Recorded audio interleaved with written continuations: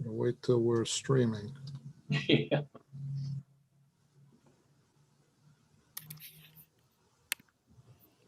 Alan, I need one more vote. We've got it, we've got it legal. Laura's on, Rob's on. Okay, I can't see him. That's what. Okay, we're, Do we have a quorum of the village board? 5 planning board and 1, 2.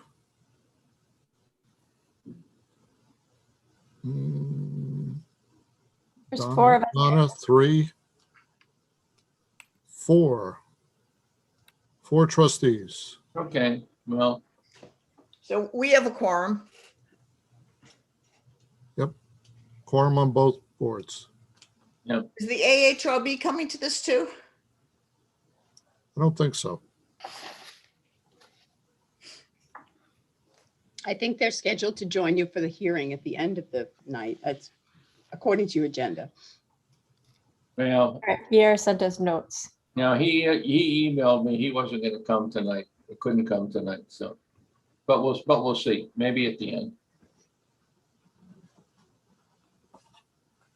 So we are live. Okay, good.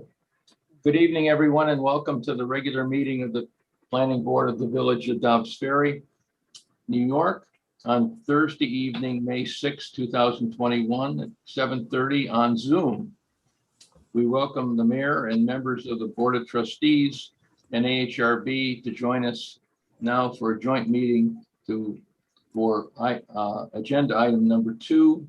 And I'd like for their benefit and ours to move directly to item number 2, which is 185-191 Ashford Avenue, public hearing and joint meeting with the trustees and Architecture Review Board for site plan review for proposed new multi-use building. And I would move to open the public hearing. Is there a second? Second. All in favor? We need at least 3, Laura. Thank you. Mr. Chairman, if you'd allow the mayor to call to order the special meeting of the village board, then we'd have minutes that indicated that. Okay. I'd like to welcome everyone to a special meeting of the Board of Trustees. Is there a motion to open the meeting? Trustee Nell, second. Deputy Mayor Cassell, all in favor? And that passes 6-0. So the meeting is officially open. Good. Thank you, Mayor. Welcome. Thank you. Well, I hope that the applicant is here with us somewhere. I can't see on my screen whether she is or not. But Yes, no. Hello. I'm here. Good evening. Good evening, Stephen and members of the Planning Board and Board of Trustees. I'm here with our team, Suzanne Levine, project architect, and Andrew Cortese, the owner, our landscape architect. Robert Sherwood is here, and Ubato from Hudson Engineering. So this is a meeting with both boards, so we can update the Board of Trustees to show our latest design for this project. We reviewed these. We developed the drawings a little further since our meeting with the planning board. And this design is based on a 3-story mixed-use building. We've decided to keep the original building, which is the retail mixed-use building on the left. We're going to refurbish it and then extend it to the right. And we're doing this because we'd like to, the consensus was that we would like to keep the style and character of this building because it gives this neighborhood a sense of place and history. So we're actually replicating the large cornice on the top. We're having lower straw front areas. And we're replicating that to the right so that the building that faces the street looks like the traditional downtown building that is an improvement to the original building that's there. To the right and to the back of the building And on the third floor, we're adding a new building. And this building is going to be much quieter, much simpler, and more modern. This is because this is the sort of the secondary building that's going to wrap around the traditional building that is along the property line in the front. Next slide, Suzanne, please. This is our site plan showing the existing building on the left that we're going to refurbish. The yellow building to the right is the existing one-story building that we're removing, and the purple area is the extended area of the building. Next slide, please. Christina, should I promote Michael Stein? Is that a member of your team? Yes, Okay, thank you. please. And this is just a site plan to show the entire building looking down. And there's a dark purple, which is our 3-story part of the building. But the 2-story part is the light purple, which wraps around the front and the side. And I also want to point out on the very left, there is a section of the building, of the existing building, that we're cutting back just so that we can have windows on that facade that meet New York State code for the distance between the property line and the windows. And we are not asking for any variances. This is an as-of-right scheme. And this site plan is showing the existing non-conforming part of the building. Han's memo, Han Engineer's memo mentions that this will need a variance, but it is already existing. We're not planning to extend the non-conforming wall. We're actually cutting it back on the second floor. Next slide, please. Our zoning shows that the building meets the code in all respects. We are going from existing 3 retail and 2 residential to 2 retail and 12 residential units. We have a building coverage of 46%, which is well under the maximum of 60. We're at 80% for impervious coverage, and the maximum is 80. We have impervious surface coverage calculations that actually are on the civil engineering drawings to show compliance. It's a 3-story building. It meets the maximum height of 30 feet. We meet all the setbacks except for the side of the building, which is the existing wall of the old building on the property on one side of the building. That is along the property line. We meet those parking regulations. We're required to have 19 parking spaces for this mix of 12 residential and 2 retail units, and we're providing 20 parking spaces. Also, affordable housing, or percentage of affordable housing that's required is 10%, so we're going to have 1 affordable housing unit. Next slide. We've shown this before. This is just our location map, and the area in yellow is our site, which has currently 2 buildings on it. One we're taking down. And the property that surrounds the building is now an open parking lot. So we're actually using the same space for the same use. Down below are just photographs of the neighborhood, which we'll show you again later on, enlarged versions. Next slide, please. And this is our streetscape showing the facade of the proposed building on site in comparison with the houses and the buildings around it. And you'll see in the original building is to the left. We're adding another bay of a building that looks like the original building. And the more modern, simple building, it wraps around the back and the side. And this is also done because we really want to keep the scale of the building in keeping with the buildings around it. So by making the proposed building recede, it's going to be, the 3-story part is going to be less noticeable, which we'll show you from the street, which we'll show you later on in the renderings.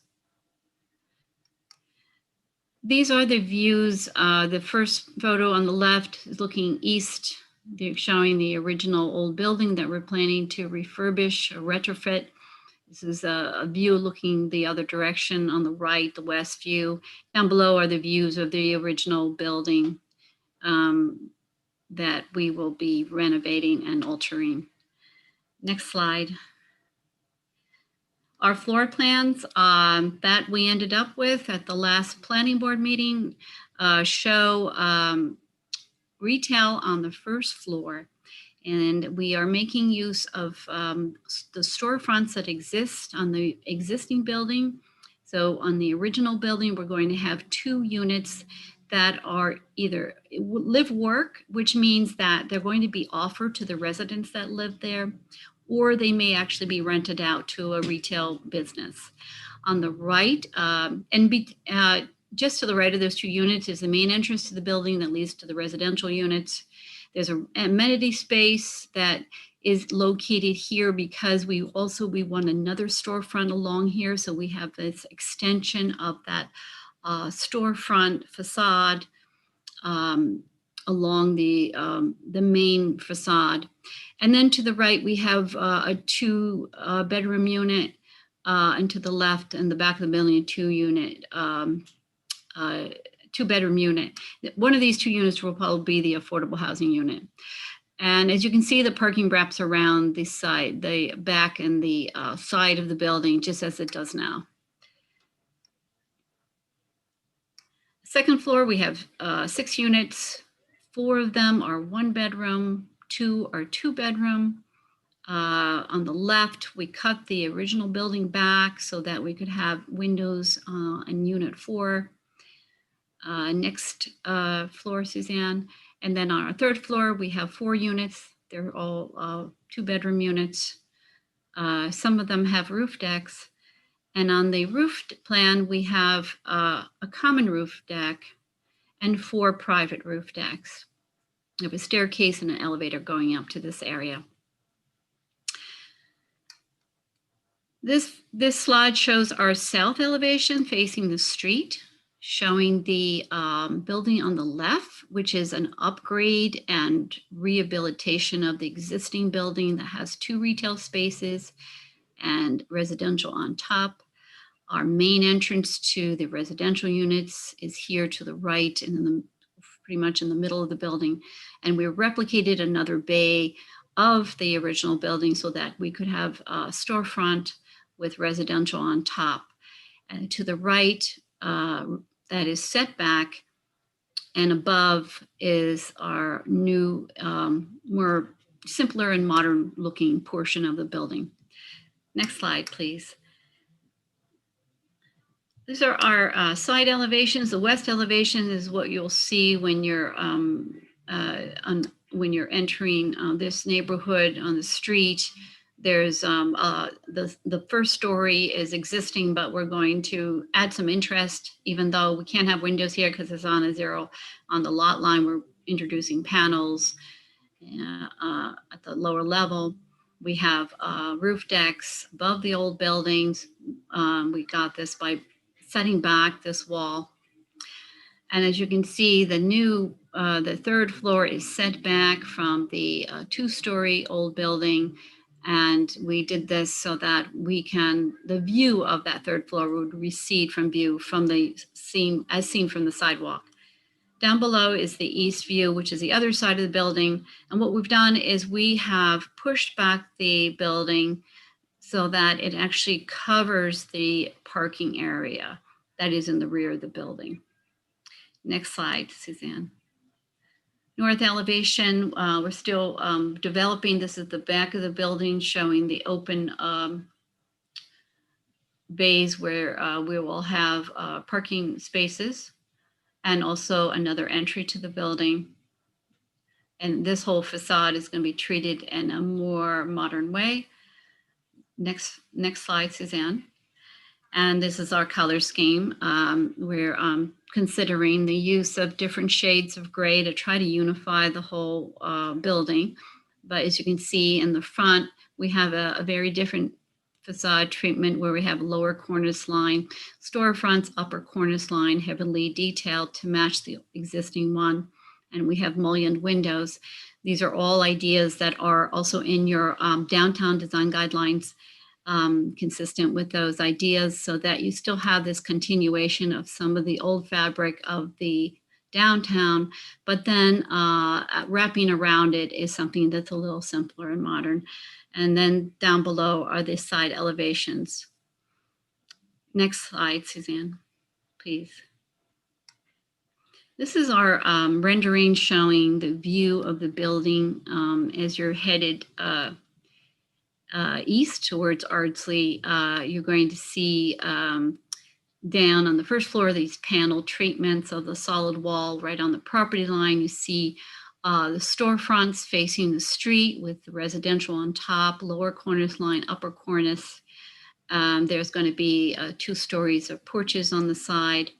Down below is the view of the building headed west, and you'll see a green area setting the building back here from the primary facade. Also allows us to have a nice green space in front here. So there's a variety of benefits for treating the building this way, and it also allows us to make that traditional facade more prominent. Next slide, please. We have started to prepare a exterior lighting layout. This is just the beginning. Oh, actually, this is our landscaping plan. And actually, Robert Sherwood is here, our landscape architect, I believe, in case you have any questions.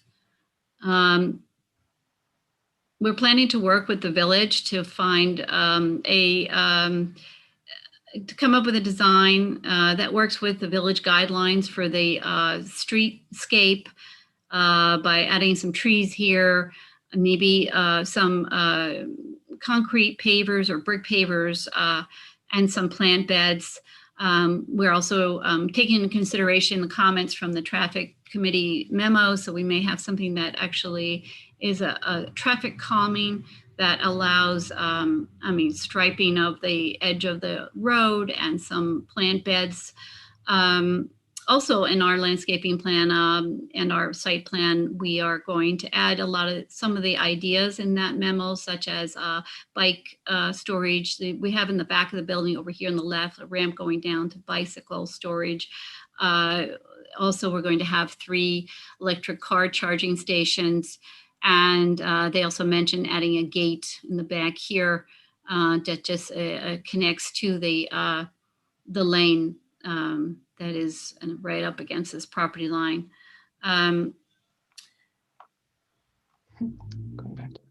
Suzanne is going back just to show. This is they had some very nice recommendations that we put into our plan. This one is a gate to allow pedestrian access from this alley, Firehouse Alley it's called. I think most of the comments we've put into our plans. They also suggested unbundling of the parking so that if there are spaces that are not used by the residents, the owner would consider making them available to residents in the neighborhood. And I think those are the comments that we addressed.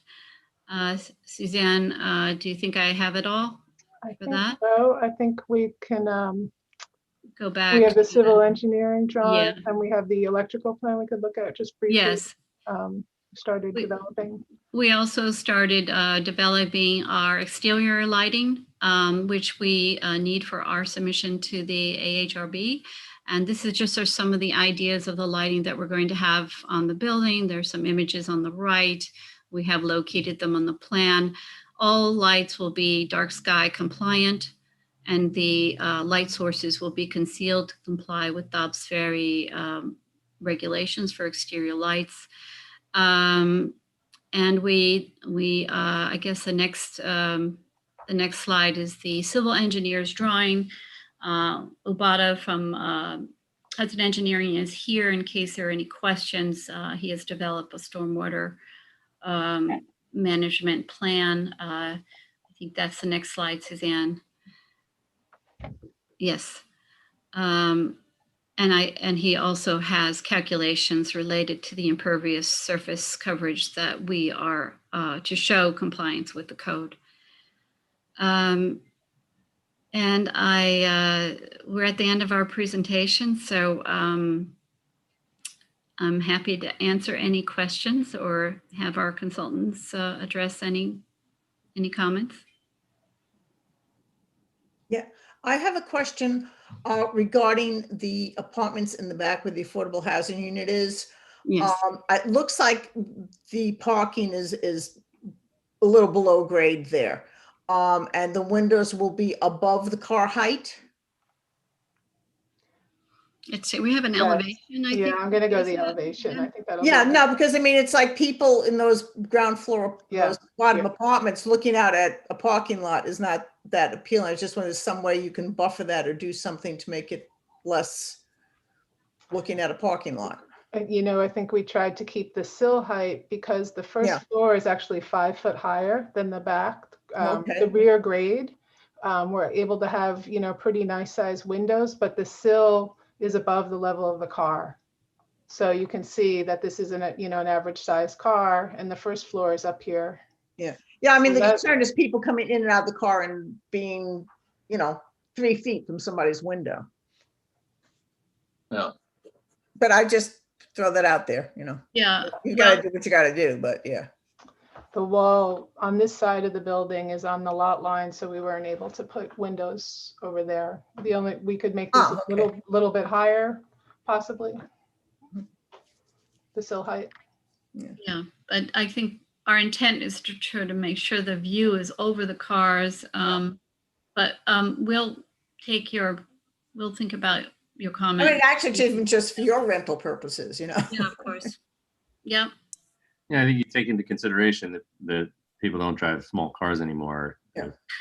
right. People are in large SUVs and large trucks, and so that changes the equation a bit.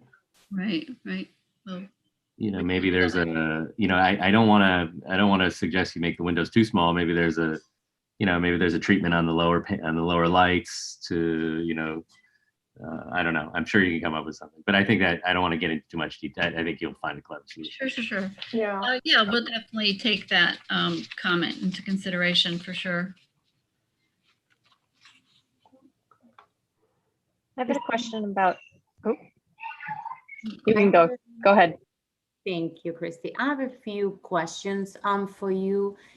The first one is the existing trees that they are surrounding the property. Are you protecting those trees? I'm going to go to the photographs.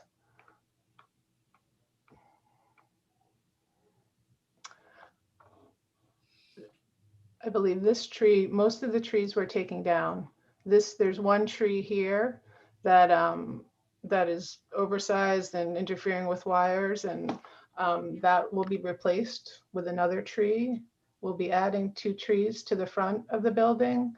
And then there are a few trees here on the back of the building. There's a little island here that's going away. So there's only one tree on the site which we would potentially preserve. And I'm going to pull up, it's over here. But we have to, I wanted to discuss that with the landscape architect, because I'm not clear if that can be preserved, but if it can, we will. Can you go actually into one of the images that displays the property that is right next door, where you currently have 2 balconies that they sit right on the neighbor's driveway? Yeah. Yeah. Here, really, yeah. Okay, think- so that particular tree that is back there, I took a walk at the property and that is a very healthy, beautiful tree. Okay. I would like to request, if there is by all means preserve. I think that was the one we were looking at in the site plan. Yeah, it's like a 12-inch diameter tree. Yeah. Be the one we I- want to save. Yeah. Yeah. My other question is actually right in this image. I have shared my concerns with these balconies. And I find these two balconies that they are sitting right side, right in the side of this other resident property. I mean, that sits right on his driveway. I can't appreciate really the dimensions, but I'm sure that that's sitting right by a window of his house. Same thing with the upper floor. We explain and share with you our concern in reference to, you know, the quality of life of the people that they live in the neighborhood. I know that you have done a fantastic job with the building in the front. I totally love it. But I'm a little bit concerned with the back and all of these balconies and all of these things that they are in an area where there is all the houses. The label really kind of is looking into other people's windows. So I have a bit of a concern with those two little parts in there. You know, And- since we last spoke about it, we actually made the railing solid, and I want to make sure everyone knows the reason why this is set back is because we want to get as much light into the building as possible. And we have to set the wall back to get a window there. And we happen to have a space, a one-story building now below, which could be an outdoor space. And we want to give as many units their own outdoor spaces. So that's why we ended up with this idea and this design. And we thought if this railing is solid, it would give it the privacy these people may need. This is the kind of building where people will have to have, of course, some kind of blinds or drapes for privacy. But I think I think that's also what we were the thinking. owner spoke with the neighbor. Andrew Cortese spoke with this neighbor and has been updating him with the plans. And I think it was also the neighbor's idea who, you know, said, let's put a more solid railing there. But maybe Andrew can speak to that. Yeah, hi, how you doing? So yes, I did speak with the neighbor and we kind of made a more of a solid fence, so, you know, they wouldn't see stuff in there. And, you know, it's basically 4 feet by the length. So there's a limited amount of people that can, you know, hang out there. So we made that adjustment. And then on the third floor, we pushed it in, I think 10 feet. So we set the third floor back. And then we also put landscaping on the third floor in these pots, so we would shield anybody out there.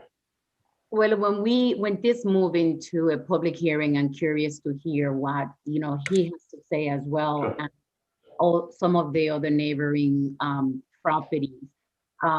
Another concern that I have with this is that, you know, we spoke about the natural light for this particular, you know, the people that they're going to be living in here. But I also have a concern of the mass of the building in the back, and then how is this going to affect then the natural light that comes into the neighboring buildings that they are in the back and on the side of the building. So that's another thing that when you mentioned it, came up into my head, that then we are kind of with the mass of this building, we are kind of blocking the natural light for specifically this resident and the ones that they are in the back.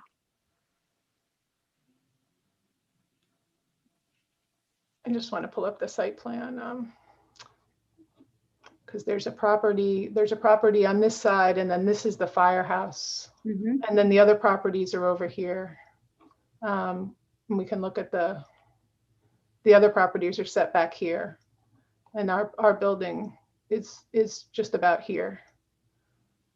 So I would think that it wouldn't affect the light really too much for these properties, but it's something we can look at. But it affects the light, I think, to the one that is to the left of the building. I'm also curious about what is the view of the building from Virginia Avenue, which is sits a little bit lower than Ashford Avenue. I think that it will be beneficial for us to see a comparison of the pre-existing and what is in there so that we can see the two levels side by side from different views. I think it will be beneficial for us to get a view, 3 dimensions, something that we can compare and see the differences between what's currently there and what will be there, and see it from different areas, from the back, the side of each building, and even from the front.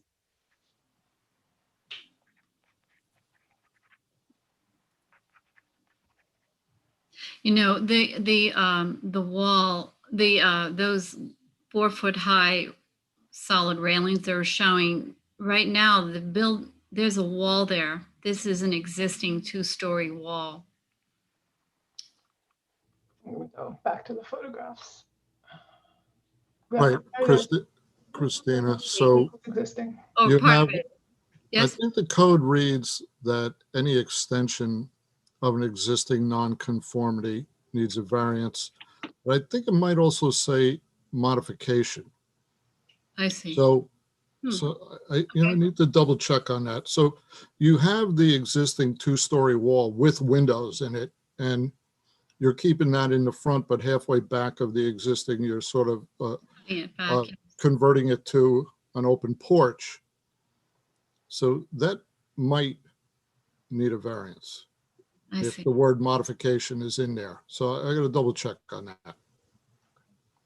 I also think there's something to consider here, and I believe that there's a good rationale on the applicant's part for this, but this is a very, you know, the DT district has this issue where it rubs up against, you know, single family homes, right? And so you have one type of building hard up against another type of building, and whenever you encounter those types of scenarios, you know, you have to tread lightly. And I think the question of, and I believe I brought this up last time also, the question of the balconies is a question about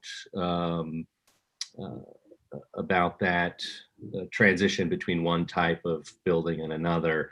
And I share Trustee Derazi's concerns about, you know, a balcony being just a few feet from a bedroom window in a single family home. So I think that should be looked at. Just for perspective, you know, a few years ago, over by the golf course, a new house was going up.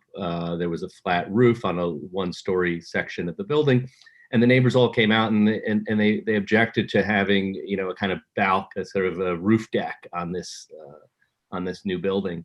And the applicant modified the double doors from a bedroom onto this roof deck to windows so that it wouldn't be a kind of roof deck. And I'm not saying that's what we should do here, but I'm just saying that there's a history of this, and in this particular case, this is very close to the house. So I think you should keep looking at that issue, and then in conjunction with what Mr. Manley brought up, you know, may require you to look at this in a different way entirely. So I think that's a good point for us to continue to research. Yeah, we can rethink this. We definitely can. We have made sure, like the building beyond, we set in at 10 feet because we know, you can see on the 3rd floor, we set it back even more because we are sensitive to the fact this is a bigger building next to a single family house. But we'll take another look and see about whether those decks work. So I found it, Christina, it's 338, alteration, enlargement, or extension of a non-conforming site, structure, or sign. So you would need a variance because, you know, it would be an alteration. So it's not just extension or enlargement of an existing non-conforming, it's also alteration. Okay. Well, thanks for letting us know. I mean, well, all these ideas, all these factors are going to allow us to, we'll just take another look at it and see how we really want to proceed with the decks. And Christine, I have one more question about this drawing in the bottom where there is the car and then there's the two structures above it. Is that two new units that they will go back there? That is extending the building from where the current building ends? you mean here in the back? Yes, those. I'm gonna go back to this, just to show you where the existing building is. This is the existing two-story building, and this is all new. This is new building over the parking. So then on the floors above that, those will be apartments, those will be units? Yes. Above the parking, yes. Thank you. And what we could do is we could probably do a cross section on that side of the building and show the existing and the new side by side, and maybe give us a couple options on the deck or remove it, just so you guys can see it.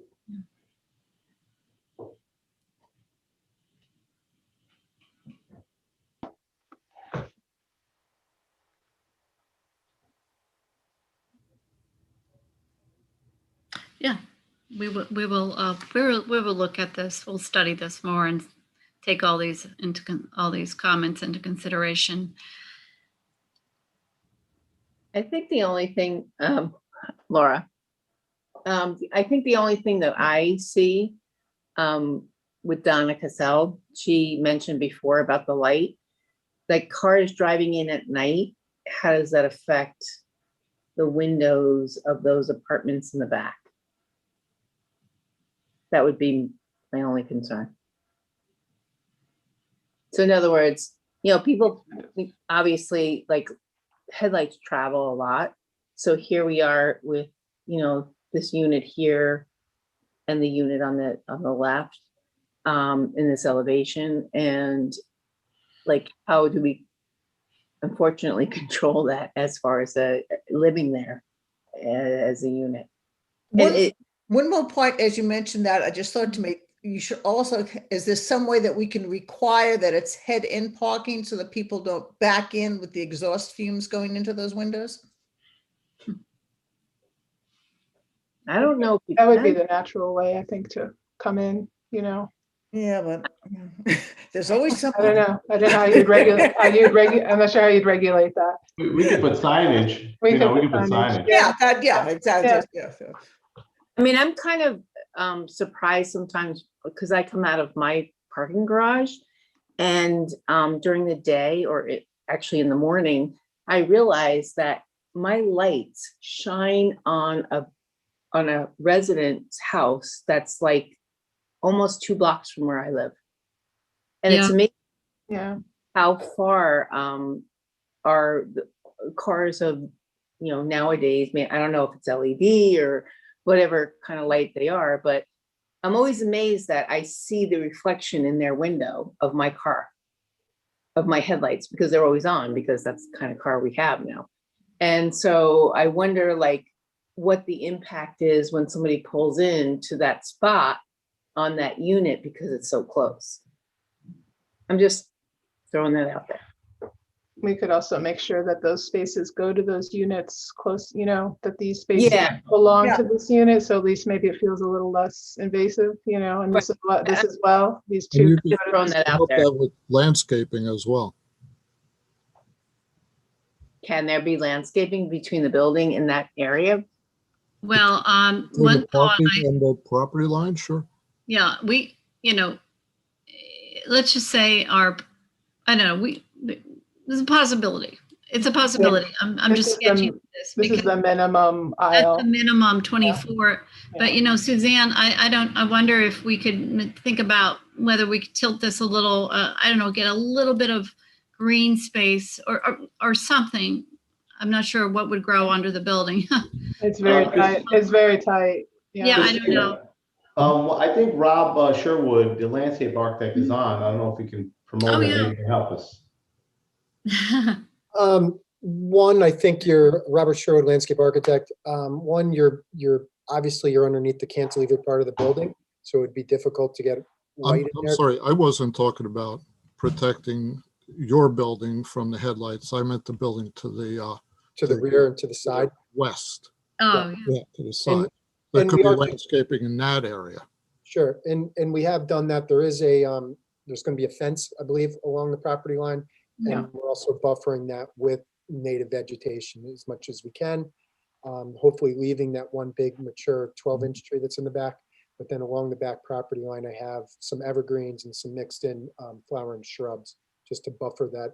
There's I believe a fence going up on the property line as well. Or Yeah. it is there. There's an existing solid fence all along that rear property line. We are planning to have a 5-foot fence. This is our fence detail going around the property at the back and at the sides to shield the parking all along here to here. And that is in the back of the building. In the back and the sides, a 5-foot fence, and around the waste area and adjacent to the firehouse here as well. Well, you've got to leave room for that driveway that goes out the back. Oh, yes, we'll be clear of that, yes. Can I ask questions about the retail in the front? sure. So it says amenity space, but that is intended to be retail, and the other two live work, meaning you could live in the building and then also work there or not, but you can't, like, it's not a loft type of a thing at all, right? It is not attached to any specific unit. The idea is to give residents an opportunity to rent the space.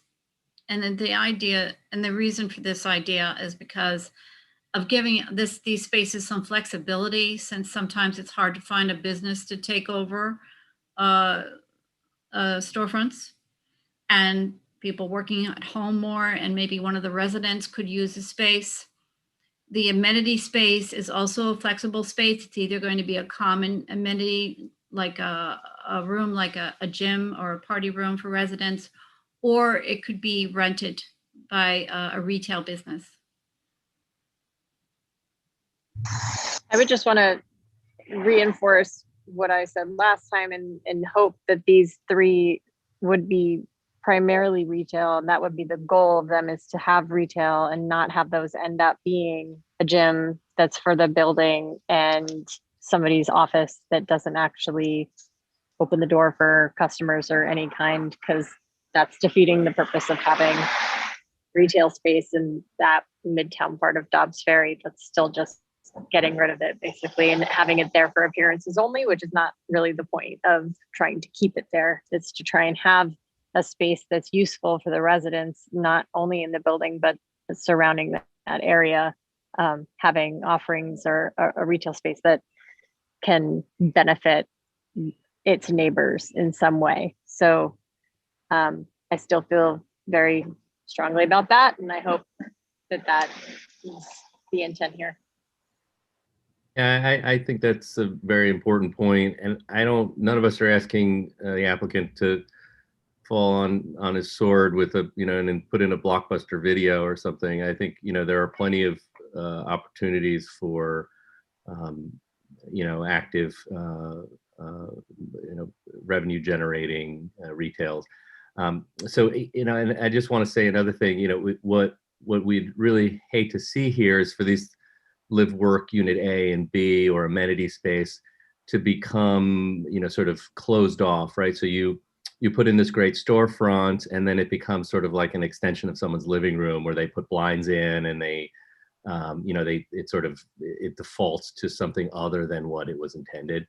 I don't know how you address that exactly, but I think it's something to consider again going forward. This is Rob. I want to second both what Trustee Nell and Trustee Patino were saying. First of all, I want to say that I think I just really enjoy this presentation a lot. I think it's a really good building.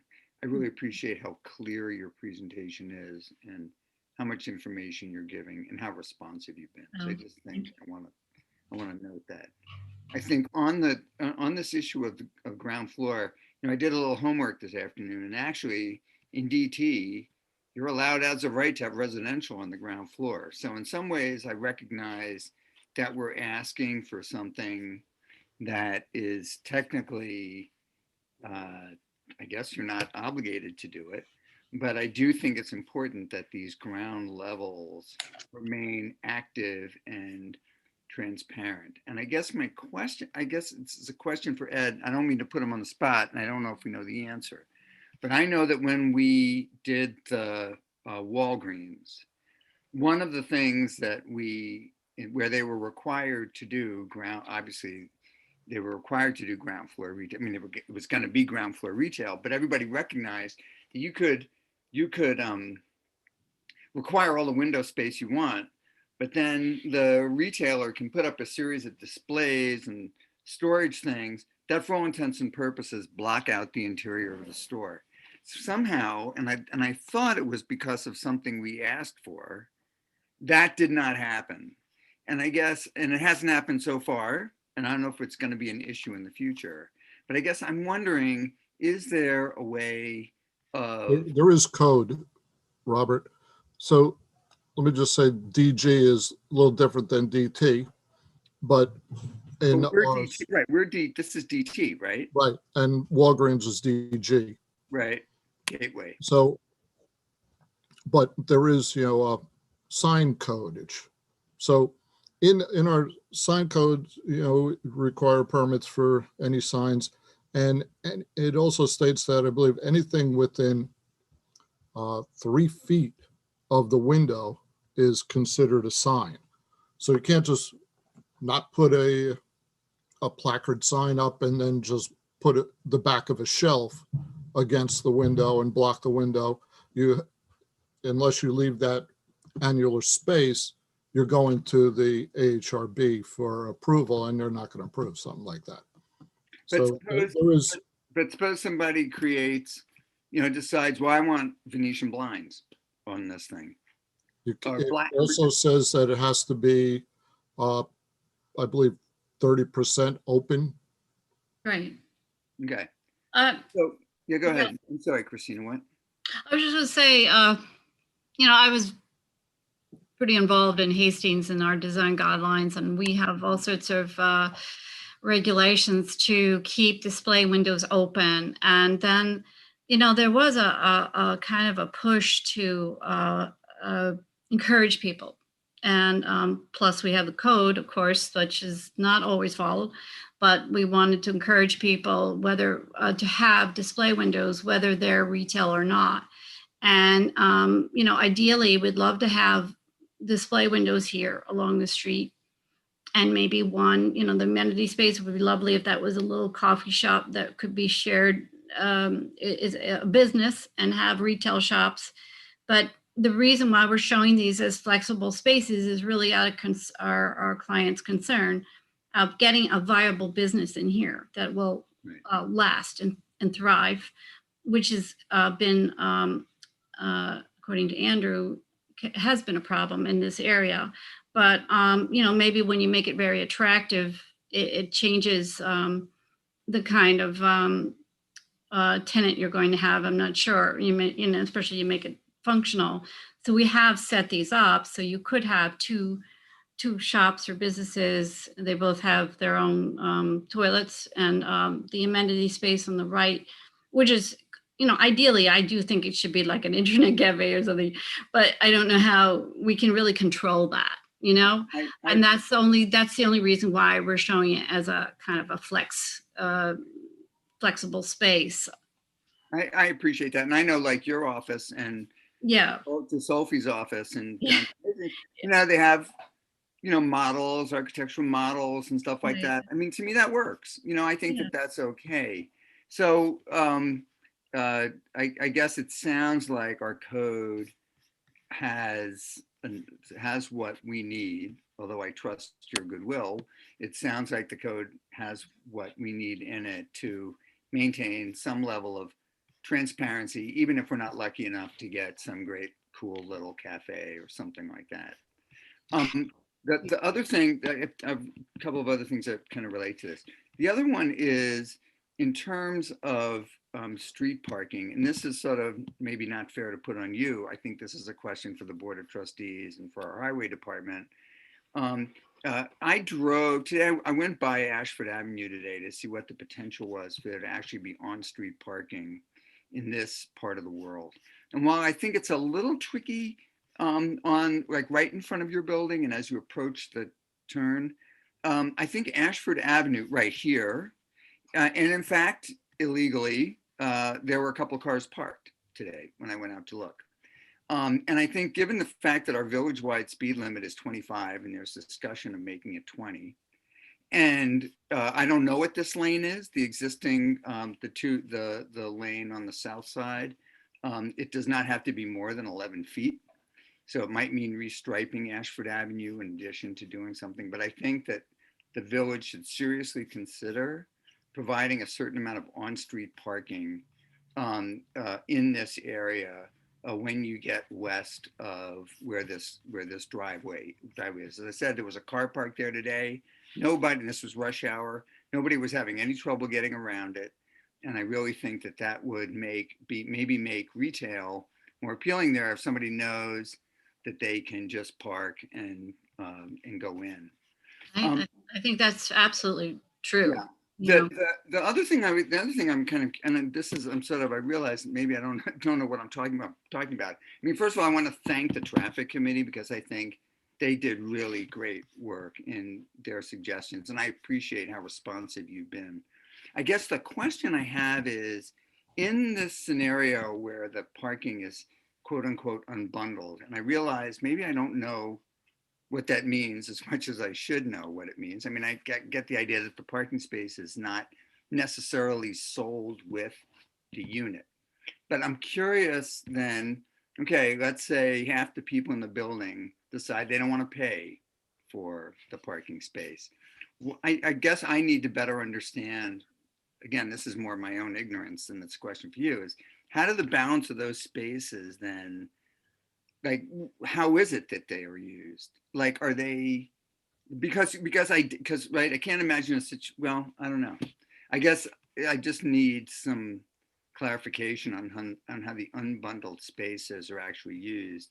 And in particular, the ones that have the charging stations, right? Because you need to plug in to a charging station that's not on somebody else's meter in the building, right?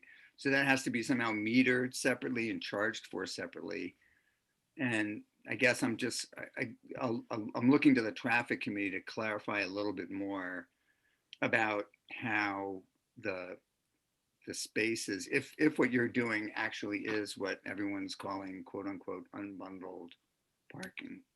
And then my last comment, which is the one you should ignore because it's me treading into the world of architecture, which I'm not supposed to, is one of the things that everyone, if you go to your elevation on Ashford Avenue, I mean, I think one of the things that everybody liked was the fact that you weren't trying to mimic the existing building. But in this scheme, actually, you are in the piece that you are building to the right of the entrance to the, I guess it's the amenity space. And I guess this will be for the Architectural Review Board to kind of like decide if it's okay.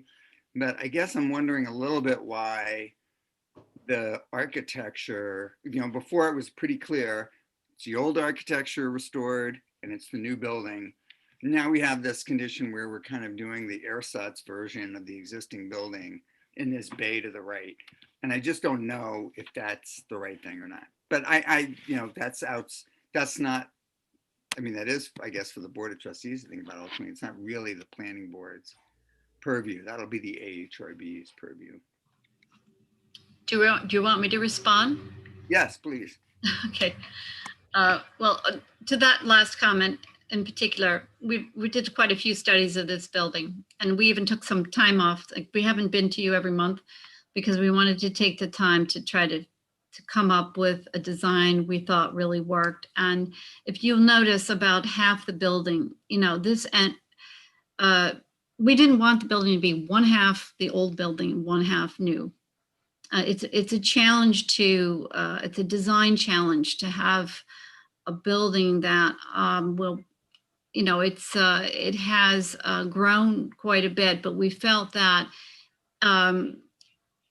that the facade that is actually touching the streetscape should be more of the traditional downtown building, especially since we're actually rebuilding this facade because it's in such terrible shape, and the whole bottom level's been disfigured. So we're rebuilding it, and we felt that if almost half of the building is an entirely different style, it did not feel comfortable. We didn't feel like we could address that challenge. So instead, we increased the building by having another piece that ties in with the old building, and everything that recedes is more modern and subtle and quiet.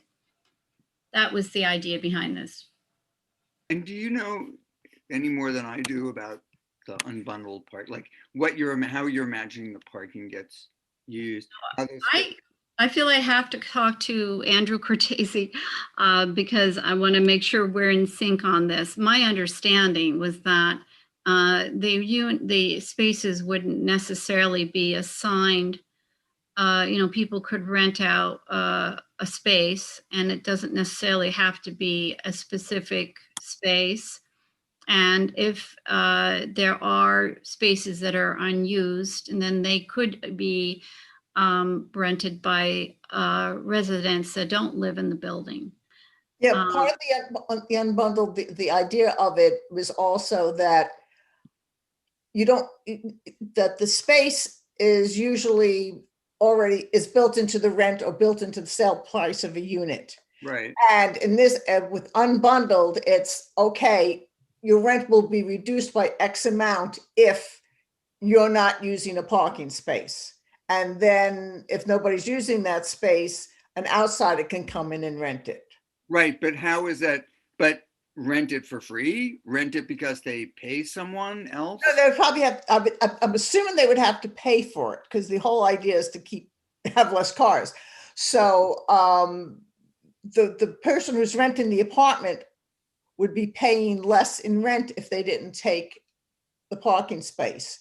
And then if they did take the parking space, they would have to pay for the parking space. And then as an outsider would have to pay for it. But I assume somebody has to pay. Insider a cheaper rate, but yeah. And then my other question would be then, how did you get access to the charging station, the parking space? Oh, that I don't know. Well, typically we would assign the parking spot with the unit. And in the event that they wanted a charging station, we would put it in that location. So it would be assigned per unit. Because I think the idea of a charging station was to make it, and in my mind, I could be completely wrong, somehow I associated the charging station with those spaces that had been unbundled and were therefore available to the way they are at Mom's Organic Market or whatever. Somebody has an electric car, they want to rent a space with a charging station. That's the one that they have access to. But I don't think it would go to the general public. You gotta live in the area or in that unit. Right. We don't have. I have Rob Barron on the line from the traffic. That's what I was going to say, Rob raising Barron. his hand. Yes, So he's the guy. I'm going to promote him. Okay. Promote him to chair of all things dealing with cars. So Rob, are you on? Yes, hi. So I'll just answer, I'll reserve some time for later to have other questions. But just the whole purpose of unbundling is to make it so that people have to make a separate financial calculation as to whether to bring a car with them to their home or not. And so, as Donna said, if you automatically get 2 parking spots with your apartment, you're most likely, and the research shows this, you're more likely to bring 2 cars with you because it's already a sunk cost. You've already essentially owned that spot, and why leave it empty? But if you unbundle it where every year the management company approaches all the residents first and says, okay, who wants a parking spot, but you're going to be paying X dollars per month for that spot along with your maintenance. People have to make a financial decision. And what the research shows is that fewer people bring cars when they have to pay during that, every year or every month, make that financial decision. So What do you mean, bring them to their home or bring them from? no, I mean, like to keep a car, Steve. So, if you Bring had them to, to the site. if you lived in one of these units and you were like, okay, am I going to have, and you and your spouse said, am I going to have 2 cars? Are we going to have 1 car? Well, one of the things to keep in mind is that, well, I might have to pay $100 a month for a parking space. And so you'll have to say, like, maybe we can get by with one car. And the research shows that that's what happens. Right. So Rob, let's say that the first 5 spaces on the right-hand side of this plan remain untaken, right? It turns out that by the time we do this and people have decided whether they want to purchase a space, there are 5 spaces left over. Okay, First of all, what is the scenario under which those get used? And how does that relate to the charging station opportunity? Well, the charging station sort of adds some complexity, because I think in the plans here, they're only called for 3 charging stations. And Andrew, is that correct? Yes, and those are going to be assigned to the units. But in the event that we have a separate meter for the charging station, like Rob is saying, and they're out in one of these 5 spots on the right, they can be metered and used and billed independently per spot. Right. I mean, if they were available. Yeah, I mean, one of the things that I would recommend doing is to say you can get a parking space, but there's not a specific assigned space, and then people could then use one of the 3 that have charging stations if they need to charge their electric vehicle or not. This way, you're not locking in a particular space for a particular car, but everybody knows that there are enough spaces there. How do you do that? How do I know I have a space when I come on? If I bought one for myself with my apartment, how do I know? You wouldn't buy. The whole point is it would be a separate.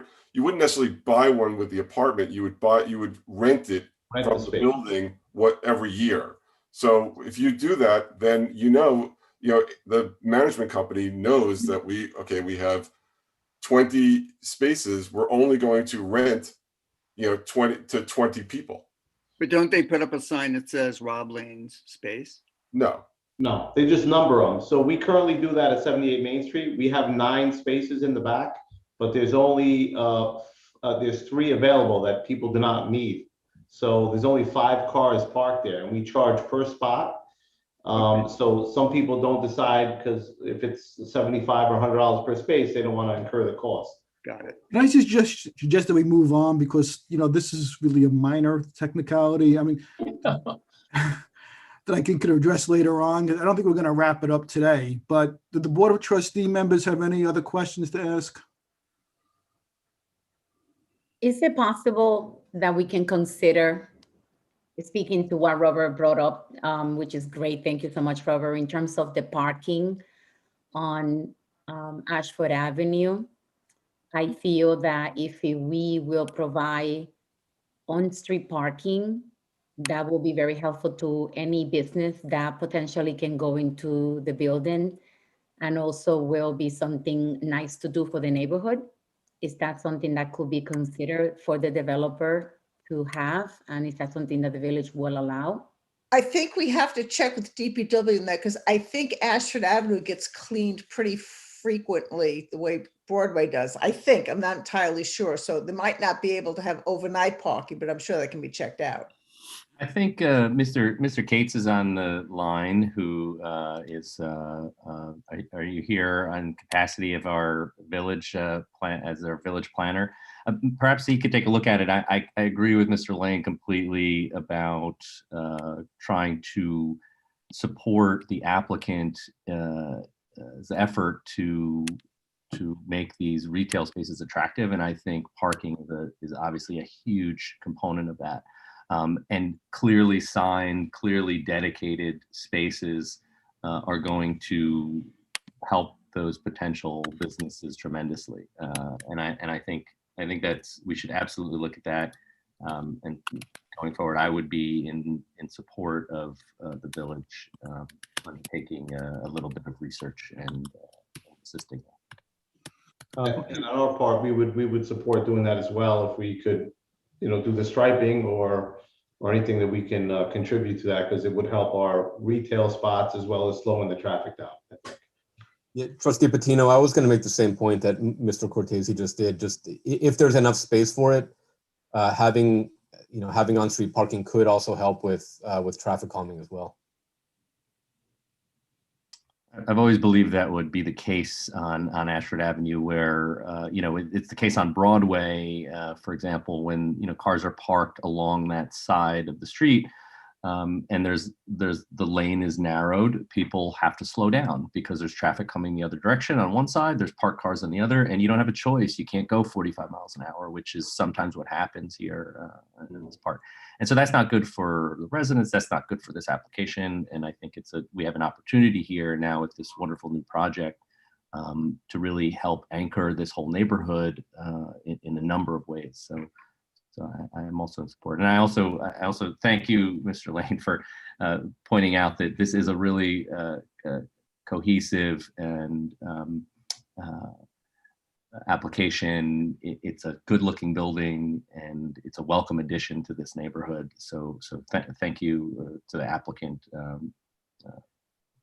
for presenting. One quick note, this is a little off topic, but Ashford Avenue is going to be repaved soon because of all the Con Ed work that's there. So if we're going to be making those kinds of changes, we should look at it sooner rather than later. Wow, are you sure we have to repave it? I kind of like that. It does slow traffic down, doesn't it? I kind of like the East Berlin war feel of. I think we're going to have another meeting. So I know there's a lot of things on the agenda for the planning board. So does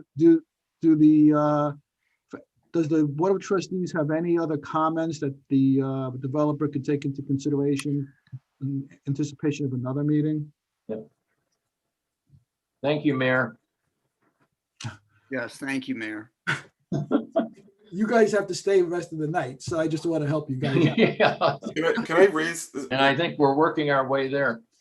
We appreciate that. Thank you so much. So if there's nothing else from the Board of Trustees, we can, set another date when they're ready to come back. I don't know how long it will take, and I could leave that to Steve. You could work that out with them if you want, and then we can move along. I just want to make sure the Board of Trustees, we're done with our comments on this version. I'm sure we'll have more comments on another version. Good. Thank you all very much. Yeah, thanks for your comments. And I guess our next step is to go back to the planning board.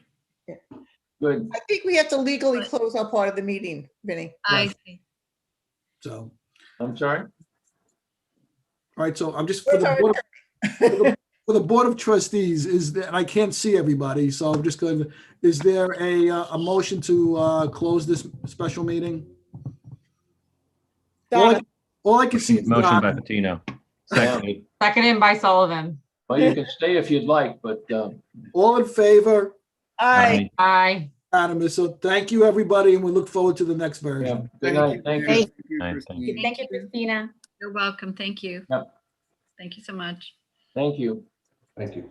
All right, we've worked our way all the way down to item number 3 on the agenda.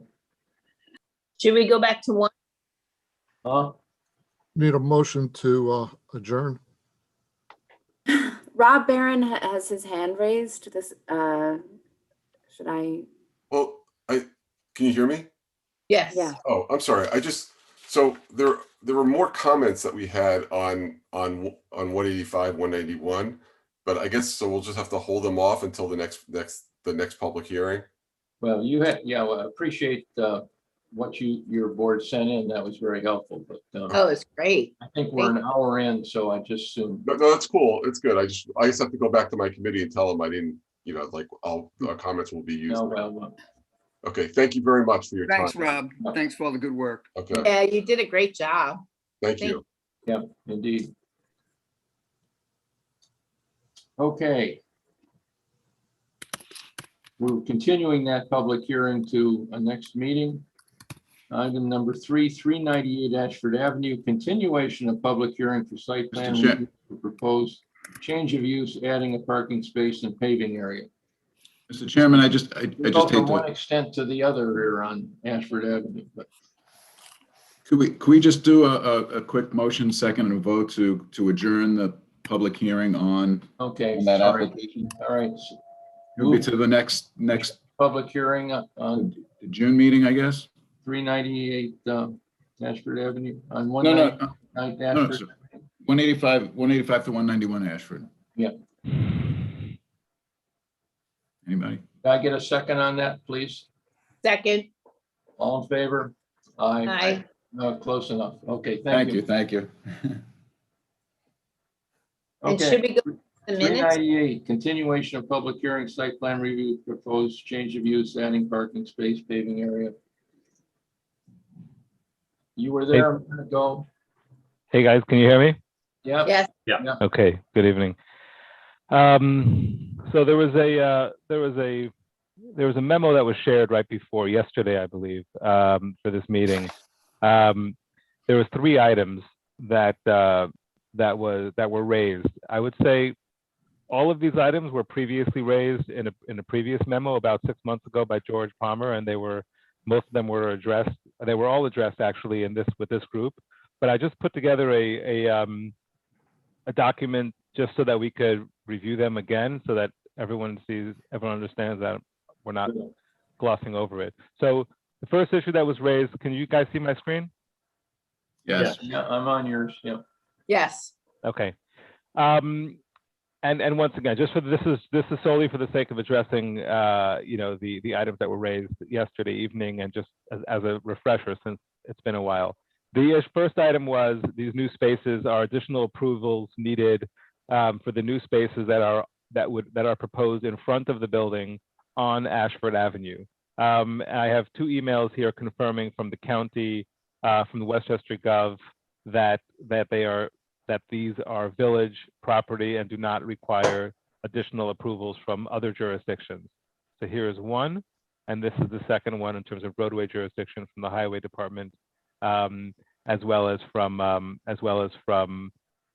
the village of Greenberg, I believe. So that's question number 1 that was raised in that memo. Question number 2 and 3 are 2 other questions that were also raised and addressed, and that was, there's the property line and there's the unknown area of who owns that, and that was reviewed and commented on, and the plans were updated and reflected accordingly, as well, in terms of what to do. I don't know how much we want to go back into that. I think that I forgot his name, I think it's Scott. I think he perhaps came into this a little bit later after we had those meetings and reviewed this. So it was a little bit stepping back, but I didn't want to ignore it. So I'm raising it again. This is Simon Cates from BFJ Planning. I think that's my memo that you're referring to. Hey, Simon. Yeah.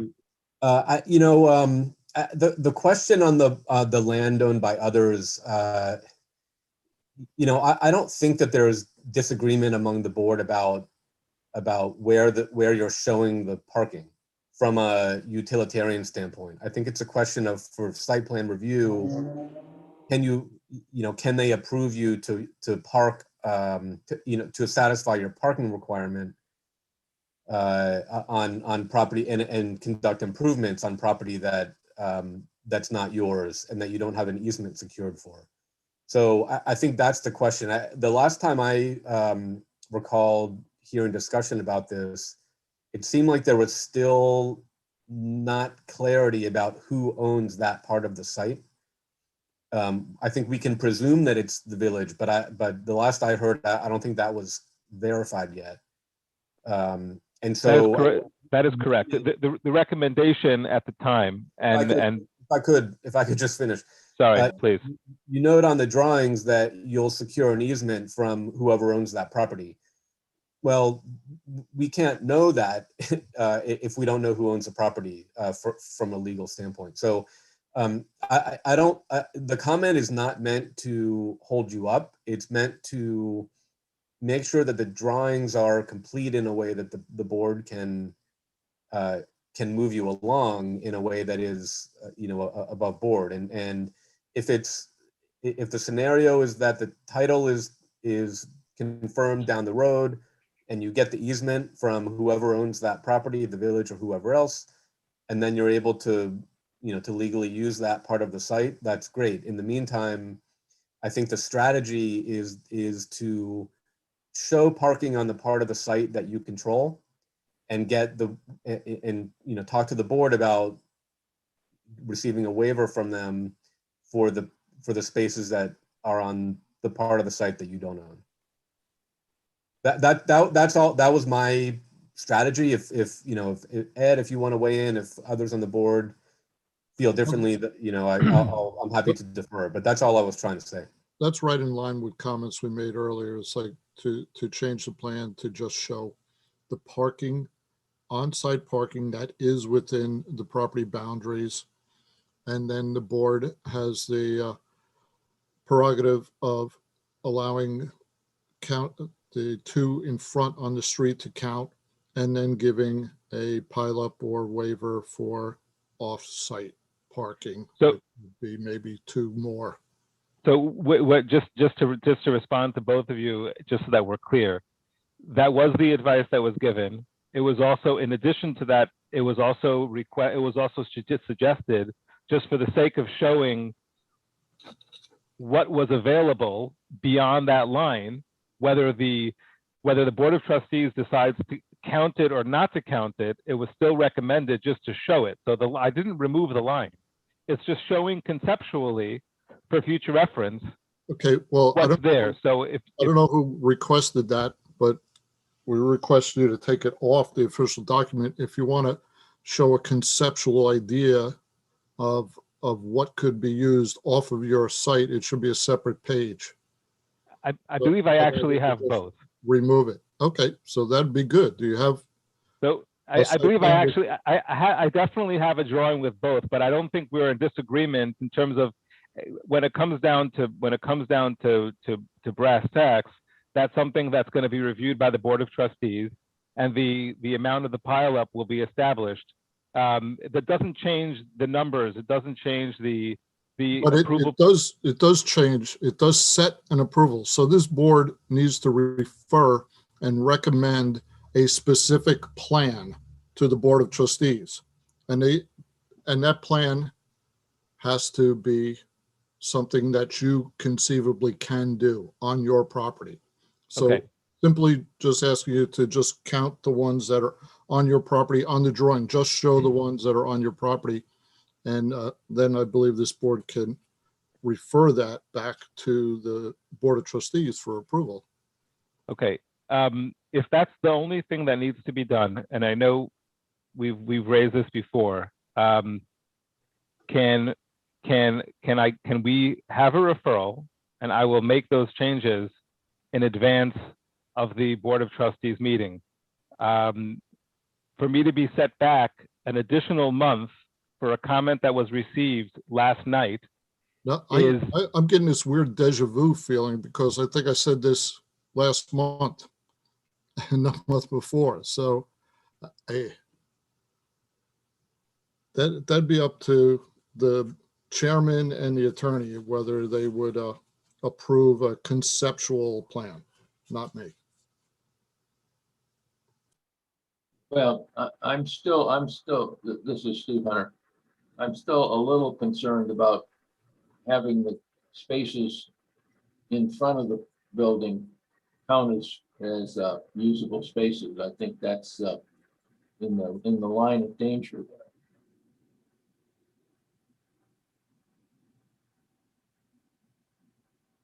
I think there's spaces that can be created on the piece of land beside you, and then you can do paylocks or do something else, or rent some spaces from the dry cleaner down the road or, you know, whatever to Yeah. meet the requirement. So Steve, the spaces in front of the property already legally there. Are What they he's legal doing is spaces? making them safer. They're legal. So whether you just suggest a pileup for 4 spaces or 2 spaces and not suggest counting the 2, on street in front of his is, just something that's going to be decided for eventually by the Board of Trustees. Well, I know that turn coming off there, people come off very quickly off the sawmill, and having cars parked there and people getting into cars just doesn't seem like that makes sense to legalize that. It's a dangerous curve, no doubt. You're absolutely right. The whole building is in danger. Yeah. But we are making some headway on that. As frustrating as it is, we are making some headway, and that is not something that I'm letting up on until it's safer, not just for the building, but for everyone coming off the highway. I can assure you. So Steve, your point is very well taken. I'm in constant contact, as Donna here on the line knows. I'm in constant contact with the local politicians to continuously apply additional pressure to make that a safer intersection. But as Ed mentioned, those spaces are those spaces. What I'm asking for here is this is it's a little bit of an optics. I understand what you want. I did get some conflicting feedback on the plan itself, whether to show those spaces or not. And I made the requested changes at the end of the last meeting. I printed all the copies and I got it in on time for the sake of being able to secure this referral, which has been long coming to BOT, and to get a memo last night, and that doesn't provide any adequate time, just so that I can make a small modification and come back again a month later, is really putting unnecessary hardship on an applicant, I think. And so I don't think what I'm asking for, and George, you can please, we've been in contact in terms of improvements as well. If you can weigh in on this, I would appreciate that. Sure. Are you still on? I'm on. George? Yeah, David and I have been in contact, and we've been addressing the engineering comments with the drainage and whatnot. And I think from the beginning that the parking always seems to be the issue, and some guidance, I guess, as far as wanting those spots or not wanting those spots. I think we heard it tonight. I guess that it's not wanted, it's not to be shown, and it can be done at a later date. So Well, I mean, I'm very enthusiastic about the work that's being done to rehab that building and make it useful again. It's just for us to try to legalize those 2 or use those 2 spots in front, I think it's maybe putting the village in a position we might not want to be.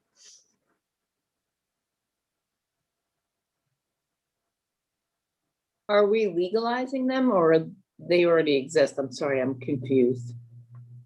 They exist. What he's doing is trying to set them back into a very wide sidewalk so they're more out of the path of harm. I see.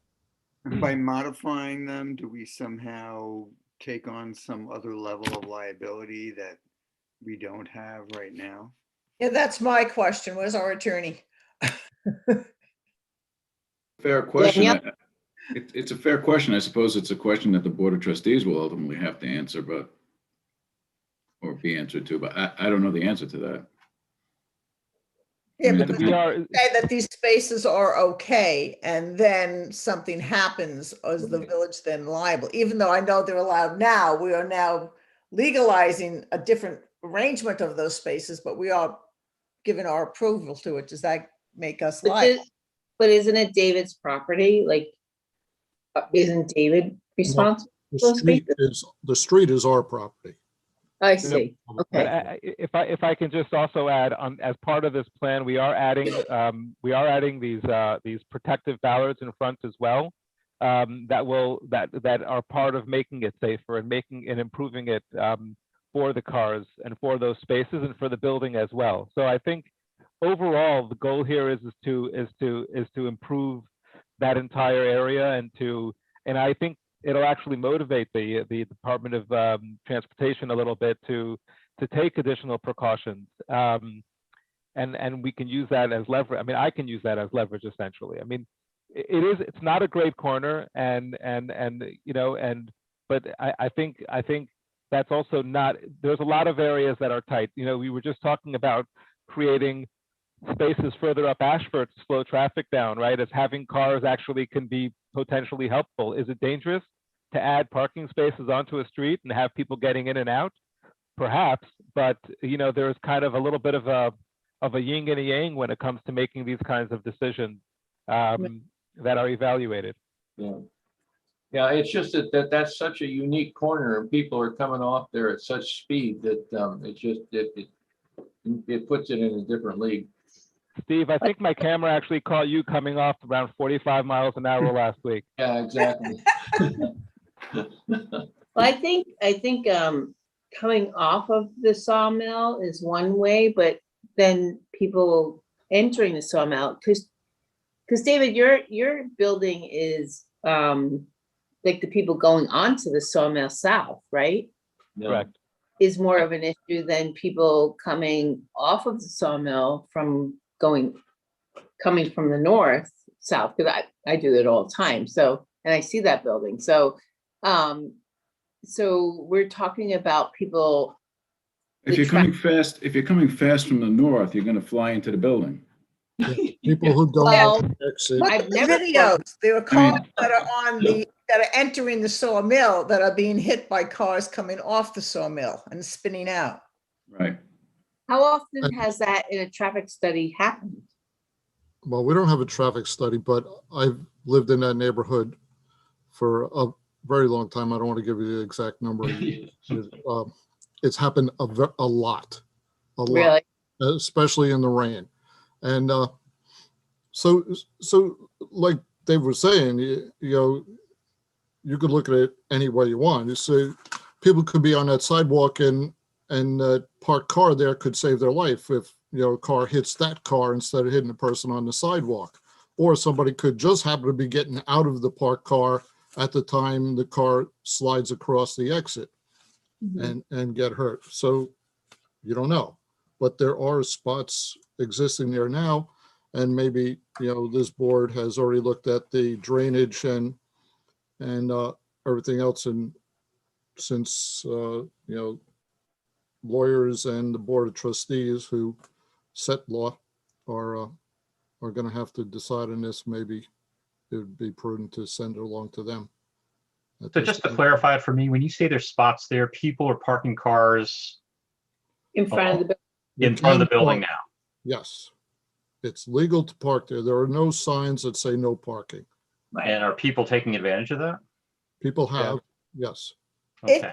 So how are we creating a worse situation than exists now? I think we're legalizing it, basically. It's already legal. We're legal altering it, so then we're actually making it, as Ed pointed out, we're actually making it safer. We're bringing it a little further off the road, right? You know, painting a white line and identifying them clearer as, you know, as the parking spaces. And I would like to actually, you know, get approval so that they're exclusively just for the building, so that other people don't park there. Not that other people would want to, but that would just, you know, have them assigned to the building. And we had talked about that previously, but I'm not sure who can approve that exactly. I think it's the police department. Dan, would it be possible, and again, I don't know whether it's even feasible, but for the building owner to take out an insurance policy to indemnify the village if we okayed those two spaces? I mean, anything's possible, but you know, it's going to be a substantial expense. They I think. Want to do that. That's another thing. Yeah. Yeah, I don't see. Yeah. What I was going to ask is, and I haven't looked at the plan in a long time. You know, in terms of waivers and pileups and whatnot, how many? what if you didn't count these two spots? If these two spots were still there, but you didn't count them per se for this use, and just Oh, left them the way they are. It's tight. They have, I don't know, David, you can probably say, but I just can't remember. I'm sorry. Yeah, it's not So like- that, the answer to that is then you take away the potential risk of a lawsuit by possible, and you would have to agree with that then, by altering them and just saying, closing our eyes and saying they've been there since, the Parkway came through and Ashford used to go straight into Ardsley Adamant Square, and we just ignored them all these years. And you increase the pileup by another 2 payments for, lack of parking. Yeah. And correct me if I'm wrong, but wouldn't that be the scenario anyway? Because those 2 spaces, even though the applicant would be doing the improvement, they're not. It's not exactly. It's one scenario because by code, the board has the ability to count off-street spaces without charging for them, or charge a pileup for lack of spaces, or a combination of both. So if the board were to say, all right, we're saying you have 2 spaces in front of your property on our street, we can give you credit for those without charging a pileup for those. Yeah, you can reduce his required parking. Yes. To 2 spaces. Yes. Because there is on-street parking. Right? Correct. Now this could get even more complicated, but Don't say it, Donna. Don't say it. no, but golly knows when DOT would get around to fixing that problem there, which is not that difficult to fix. I mean, there's enough space there to widen the turn there and to straighten it out. But anyway, could we then allow him to put those spaces in there at a later date? Yeah, but none of us will be alive when that happens. Yeah. So just looking for a path forward, it costs money to modify those parking spaces. So what if that, David, what if your funds went towards buying 2 additional pileups and moved this project forward? And it was maybe even revenue positive for you because, it's not cheap to make those changes. But where's I mean, I think that's something to be discussed with the Board of Trustees. I'm not, I think the building would benefit by having 2 additional spaces. People, having said that, I can see it both ways. So I think that's something to consider. But I believe, it's something that if that was the path forward, that's something that I would consider. I would prefer the spaces because I think it's a good way and it actually does add some safety. But I would definitely consider it because I have been sitting on this now for, I think since, November meeting with this committee. So it'd be great to move it forward. So I have a. Go ahead. Alan, where would those pileups be though? Would they be like across the street or like? No, they're just, you're paying because there is no parking. Pileup is a payment in lieu of parking. So are you asking that the 2 spaces in front of his building is a pileup? No. No. You wouldn't. We wouldn't even address the 2 spaces in front of the building, just like So we where- wouldn't address the additional parking off his site, of its actual land. So where would those additional? No, the spaces payment in be? lieu, Laura, the payment in lieu is it goes into a fund to create other parking opportunities. It doesn't necessarily buy spaces for this property. You're buying a waiver. Right. Right. And where's It that goes waiver? into the village. It goes into the village's parking fund for development of parking throughout the village, but it's, Doesn't help the parking situation in that neighborhood. The residents would park on street. Right. So I think this project is in the interest of the village, and I think that I would be willing to propose to the Board of Trustees that they approve the project with only the on-site parking, with pileups addressing any shortages, with the understanding that parking here could be improved in the future based on some of these other issues. Does that make sense? Agreed. I like Alan. You're very creative. Second, I like that. Yeah. Okay, so if that's the direction we want to go, how do we make that happen? you just made that motion. Steve calls, and I think Rob seconded, and Steve calls for a vote. I third it. Is that a second? Second. Okay. All in favor? Aye. Aye. It's just a process question. Does this come back after the board approves that? Board of Trustees weighs on it, Ed, or no? No, this is a letter of recommendation needs to be sent to the Board of Trustees now. And David is going to get us the plans for the Board of Trustees, excluding the parking shown off-site. Correct. Okay.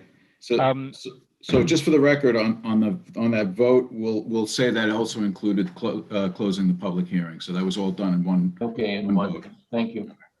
Yeah. Donna, what do you think the board, how do you think the board will react? God only knows. I would say if it's totally explained properly, I would say, David, if you can write this up in some way that can totally, or the planning board, as to why you're recommending that.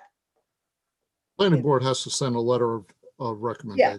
Yeah, but I don't know if, I don't think doesn't necessarily have to go to the traffic committee, I don't think. The Board of Trustees then has to have their own public hearing and can ask for advice from any other board they'd like. So it Right, doesn't have to go to traffic, but you could ask them for their advice.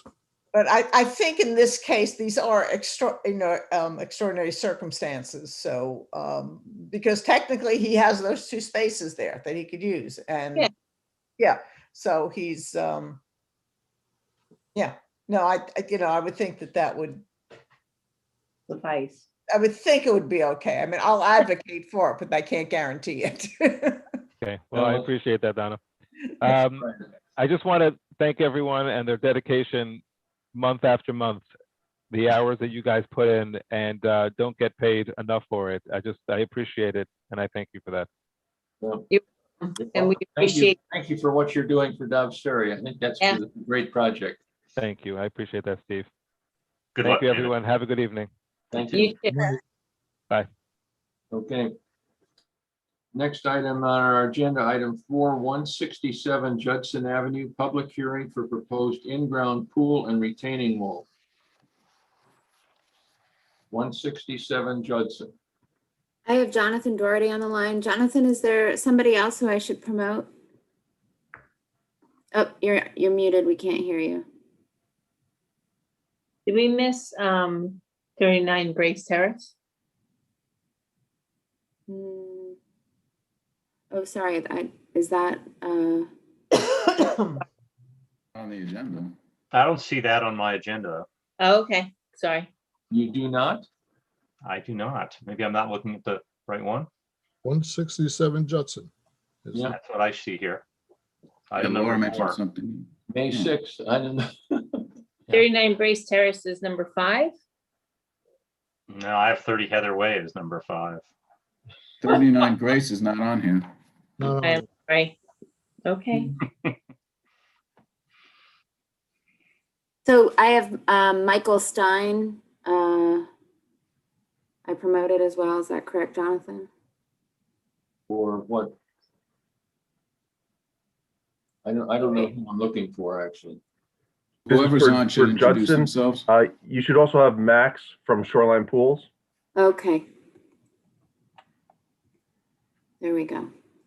Yeah.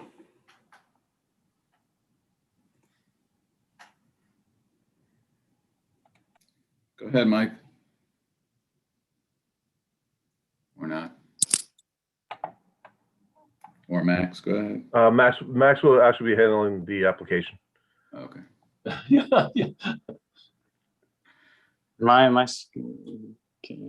I able to be seen right now? Can you hear me? We can hear Yes. you, but we can't see you. Sorry, this is Jonathan, right? I was on the wrong microphone. Jonathan Doherty, Okay. right? I have anyone.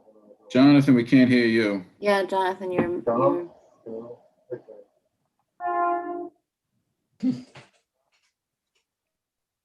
Hi, that's probably the right one, right? You can hear me now. yes. Yes. Sorry about that. It took me like 3 microphones to get to the right one. So yeah, I think we sent in a letter responding to the points that George Palmer had raised on the site review and submitted various other pieces of documentation that were requested. And I guess, yeah, are there additional questions or comments? I don't think so. I don't know. George, are you satisfied? I'm sorry. Yes, I am. Okay, thank you. Okay, do we have to open a public hearing? Yep. We do. Thank you. All in favor? Aye. Opposed? Nobody. Thank you. Anybody want to comment? No? Would you like to make a motion? Well, I think we have to close the public hearing. Yeah, I know. Maybe somebody would like to ask a question though. Has anything changed since the last time we looked at the project? Not at all. Okay. Yeah. Good. So I propose we close the public hearing. Okay, second? All in favor? Aye. Okay. Thank you. Pleasure. I do happen to have a resolution here in my hand. If I may read it. Village Dobbs Ferry Planning Board Resolution granting site plan approval for the construction of an in-ground swimming pool and related site improvements at 167 Jetson Avenue. Whereas Jonathan Doherty, owner, has applied for site plan approval to construct an in-ground swimming pool in the rear yard of a single-family house and make related site improvements, including a retaining wall, pool, patio, fence, and stormwater management system on the property at 167 Judson Avenue, and denoted on the tax map. Assessment maps is a whole series of things. Section 3170, block 151, lot 7, located in the OS 3 zoning, whereas the following plans and documents were submitted as part of the application, and it lists all the things that we have received and reviewed carefully. Whereas the planning board is familiar with the site and surrounding area and proposed improvement plans, and at their meeting of May 6th held a duly noticed public hearing and all comments were considered.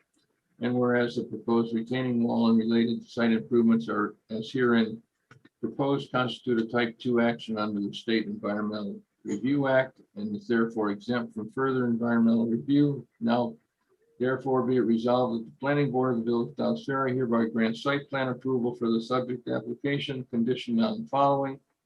All applicable provisions of the village, county, and state regulations should be met prior to the issuance of the building plan. All required site plan and village consultants review fees shall be paid.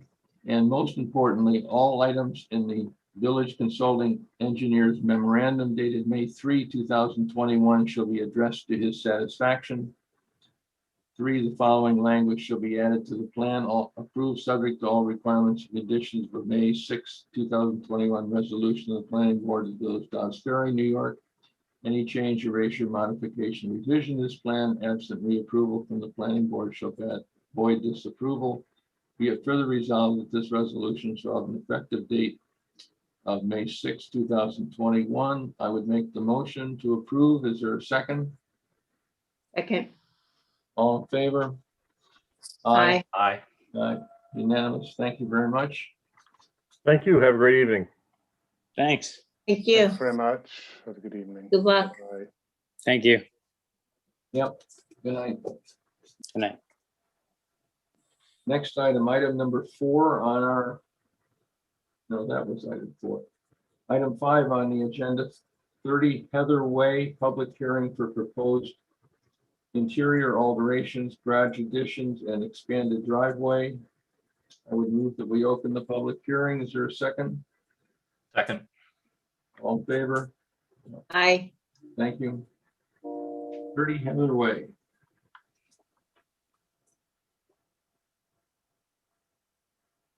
I have Stephen Sakon on the line.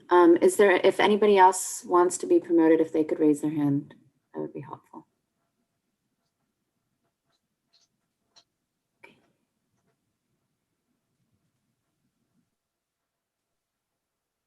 I don't know who we're looking for, actually. I've listed Ed Schwartz and Sarah Smith, but I don't see them in the audience.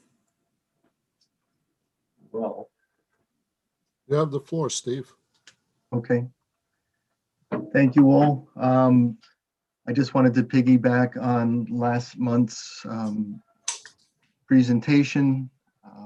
You know, in summary, we have gotten some more comments from Han Engineering, which we addressed and sent back to them and to the building department. I can run through them quickly if you'd like, or I can walk you back through the project briefly. I know the hour's getting late, but I'm here to answer questions and make you comfortable with the project. It's basically a 2-car garage addition, and that stems from taking the current garage space and making that into family room area, playroom for their young children, and moving the parking to the rear. The house, as you know, is quite set on a steep slope. Yeah. So, you know, we have a pretty significant retaining wall going in. We have, you know, some ledge rock. We know we have some good soil. We did a soil test pit. We have decent percolation. We are also aware that test pit does not represent the actual footprint of 4 Cultex. So we'd be happy if the situation arises to change from Cultex to the crib system, you know, that allows for, you know, different elevations. We've used that successfully in, you know, several jobs. And I'd be happy to go through the Han Engineering comments or familiarize you with what was previously sent if you want me to share my screen. You do, Mom. George, are you there? George, are you satisfied that all your issues have been addressed? Yes, I am. Okay. So I don't feel like we need to go through that in detail unless someone else does. No, don't, please don't. So we have a public hearing according to the agenda, right? So we need to open that? Yes, please.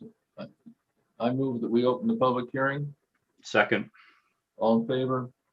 Aye. Good. Is there anyone wishes to speak on this issue? Nobody has their hands raised. 30 Heather Way. Well, we do not have a resolution available for this evening, so we could close the public hearing and. I second that. All in favor? Aye. Any opposed? No. Close. Good.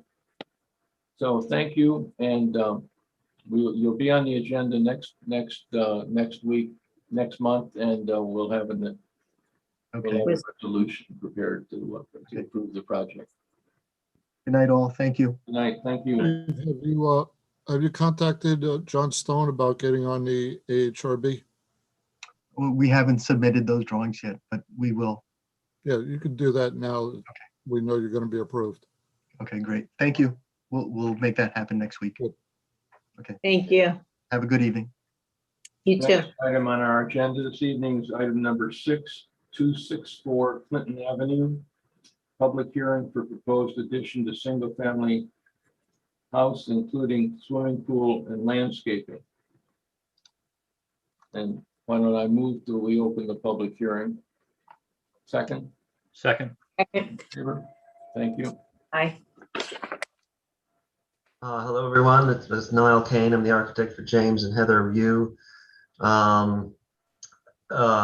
Would you like me to go through the project again, or we, Just remind us what it is. yeah, well, it's, yeah, an addition and renovation to an existing single-family home on Clinton Avenue, and we're also proposing a pool in the back. We have gone to the ARB and received approval from them, and we received comments from Han Engineering dated March 31st that we responded to, and some subsequent ones April 14th, all of which we responded to. They're all pretty straightforward comments.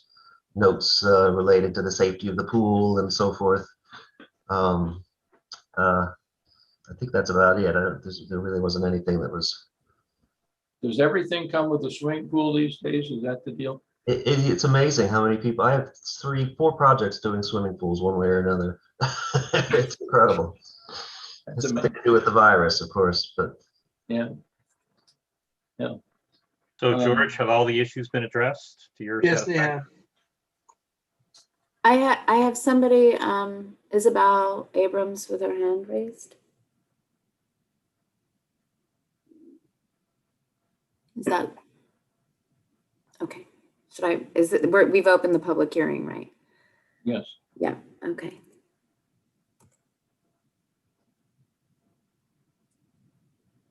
Isabel, can you hear us?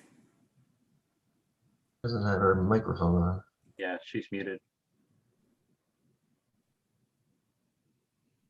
I'm Oh, there you- muted now? I can hear you. Great. Okay, so our house is directly next to the reuse.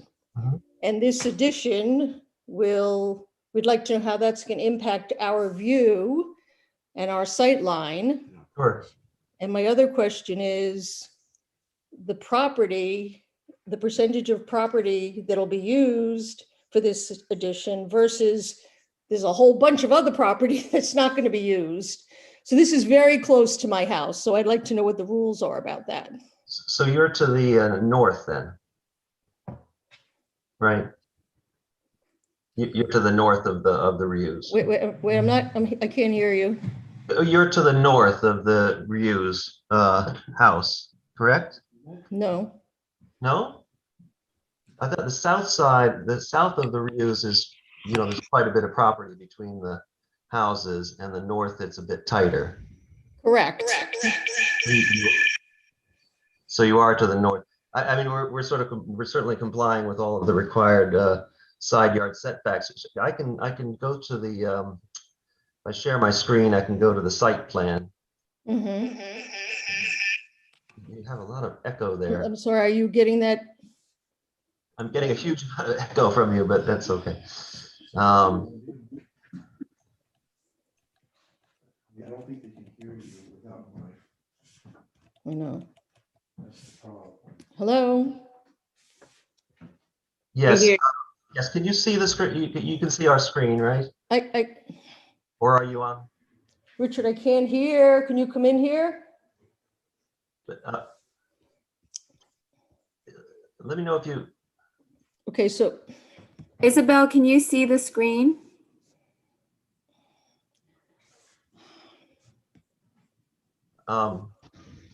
Yeah, I'm showing the site plan on my computer. I think everyone can see it, but if you could let us know if you can see it, just so. Is she on a phone? No, can you hear me now? Yes. Can you hear us? Yes. But now are you? Ma'am, can you see the screen? Yes. Okay. You can see the proposal here. So you're, to be clear, you're on the right, you're the property on the right-hand side of this drawing here. And I do have, and this is the existing setback of the house here, existing setback.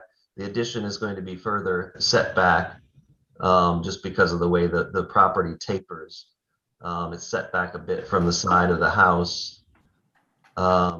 And we did do, if you let me go to a further slide, that there is actually a view corridor, views, what do they call it, platform here. It's not necessarily affect you, but because of that view platform, we did do a view analysis and also included your property. If you let me get to that, if my computer cooperates. So this is the side that you'll see. Oops, damn it. Excuse my French. This is the side elevation facing your house. So this is the existing house, and this is the new addition going out here. And there's a balcony at the first floor level, and then there's a little cantilevered porch which will be off of their new master bedroom area. The rest of the house is staying the same, although we are replacing all the windows. It's just a section through. I have to go through a little slowly just because the computer won't get through fast. But what I wanted to show you is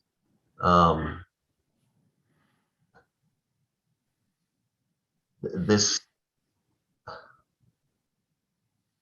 Sorry, here. This is the analysis I did. This is your house here, and this is a view line from, you know, as far as your view of the river. It's a very sort of obtuse angle. I mean, you'll have it's not going to interfere at all with any view you currently have of the Hudson River, just because of the, you know, the relationship. If I can zoom in a bit, maybe you can make some sense of this. But this is your house here, and we drew a line from the back of your house, and it extends to the very edge of the balcony here, and then all the way down. I mean, it's so sort of open that it won't affect your view at all of the river. Well, I think from my deck, it will certainly affect the view, which is where I get the view. Well, no, I mean, again, this is your deck. Can you see my little hand on the computer? This is your deck here.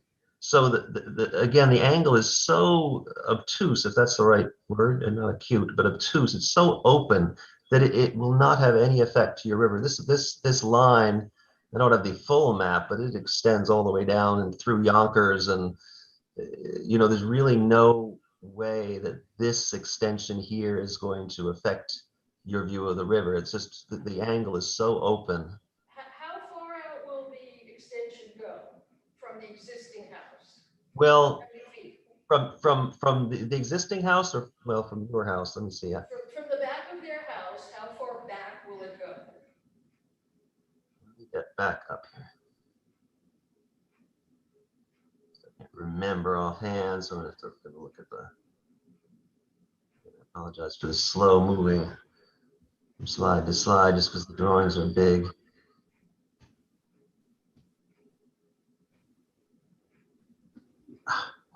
That.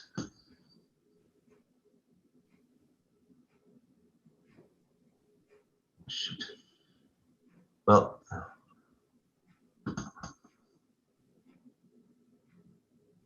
of course, this slide is all. Oh, yeah, there we go. Okay.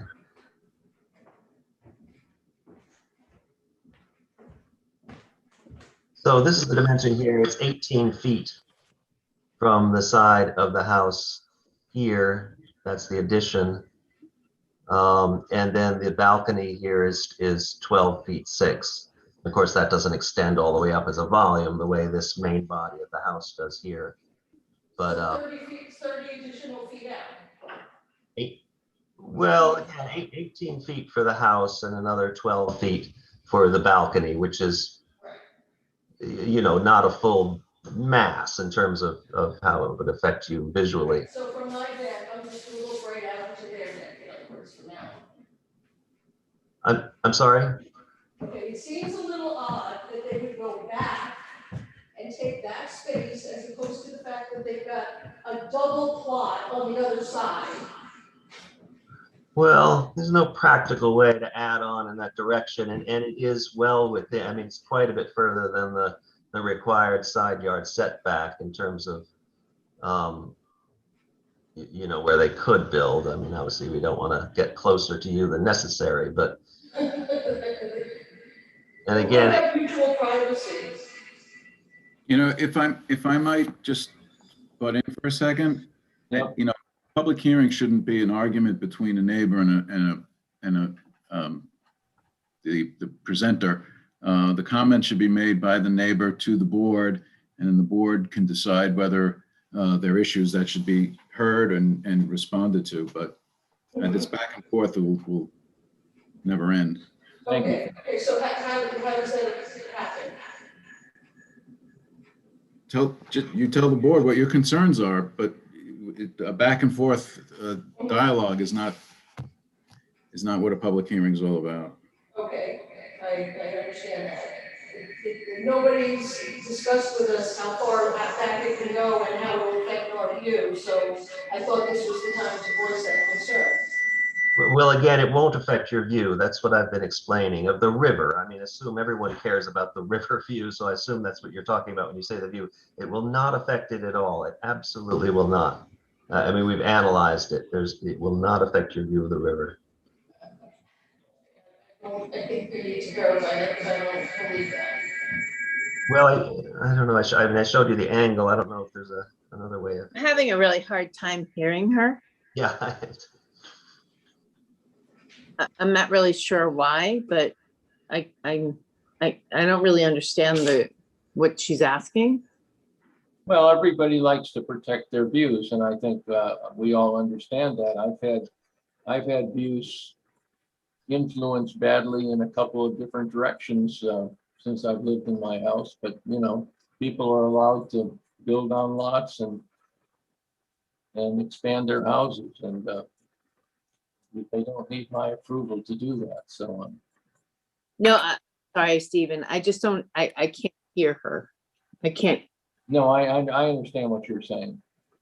I suspect. What are the rules as to the amount of space that the property can go back versus over? I can't understand that. Oh, well, she's asking what the zoning code allows for the footprint of the building. They can go back to within 25 feet of the rear property line, and they are way short of that. They're not close to the constraint. To the zoning. Yeah, they're 77.4 feet away from the rear property line. They're allowed to go within 25 feet.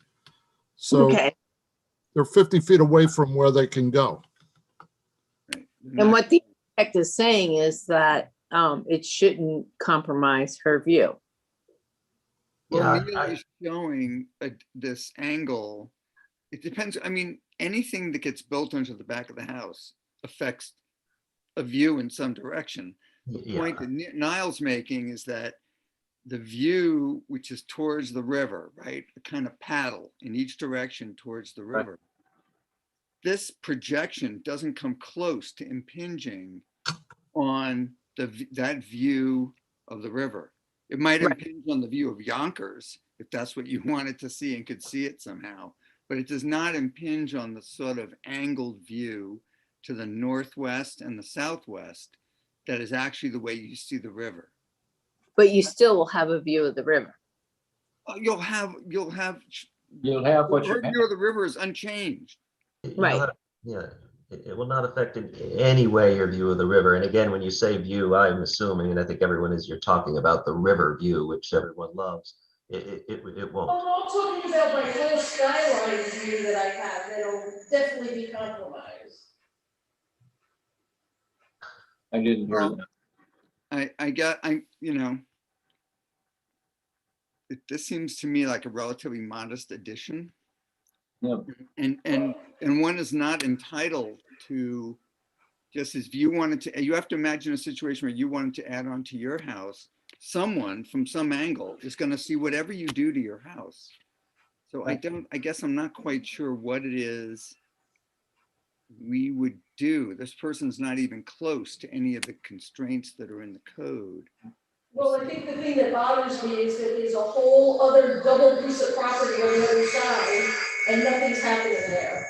Right, but that may not work for the way they're imagining they want the inside of their house to work, right? It really wouldn't work. And I just would point out, there is in the village code a requirement to stay within a sky exposure plane, which for the very reason that you're talking about, so houses are not too close and not infringing on views.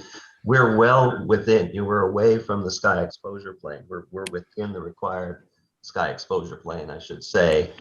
And that's written in the code for the concerns you have, and we're complying with that regulation.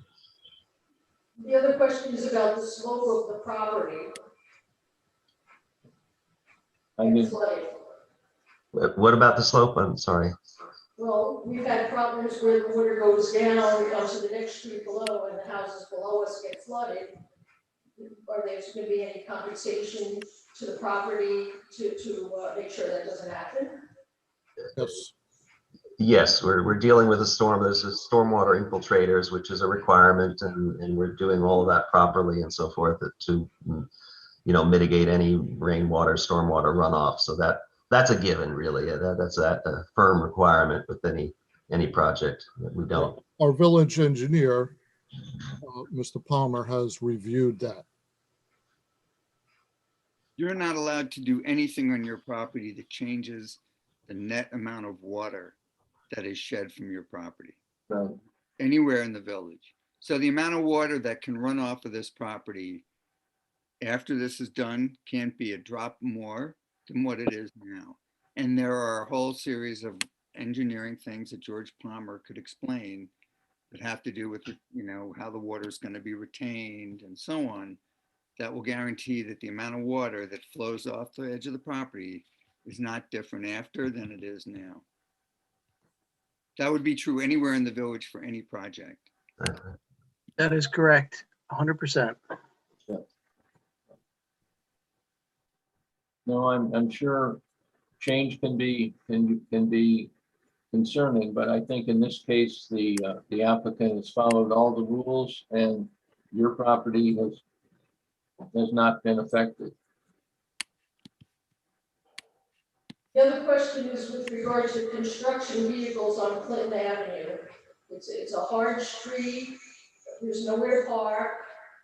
Where are these construction vehicles going to be?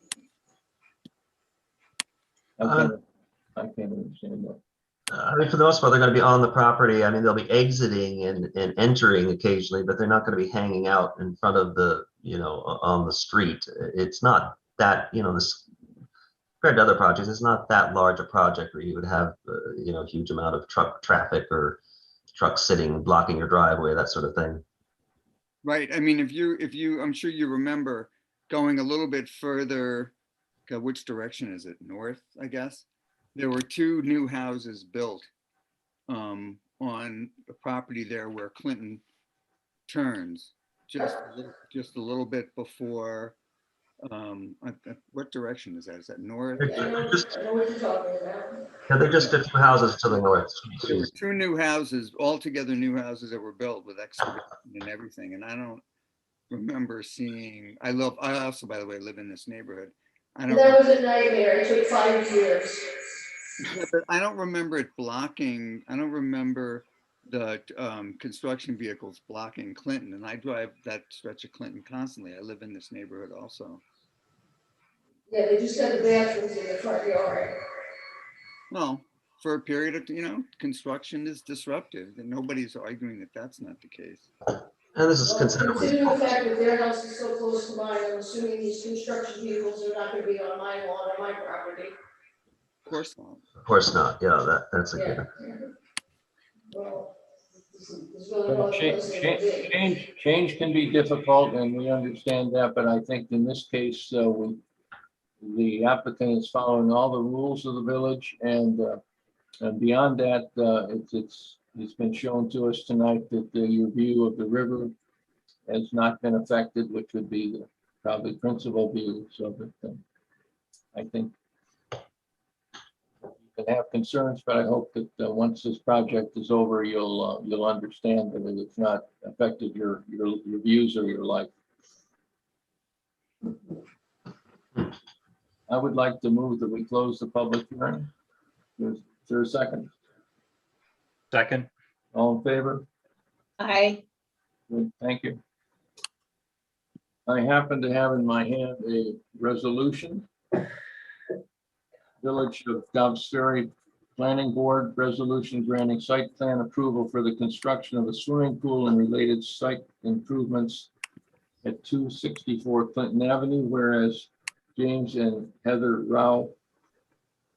Owners have applied for a site plan approval to construct an in-ground swimming pool in the rear yard of a single-family house and make related site improvements, including deck, pool patio, retaining walls, and stormwater mitigation systems on the property at 264 Clinton Avenue and denoted on the tax assessment maps as section 3160, block 142, lot 11, and located in the OF3 zoning district, whereas the following plans and documents were submitted, and there's a long list of things that have been sent to the village and reviewed.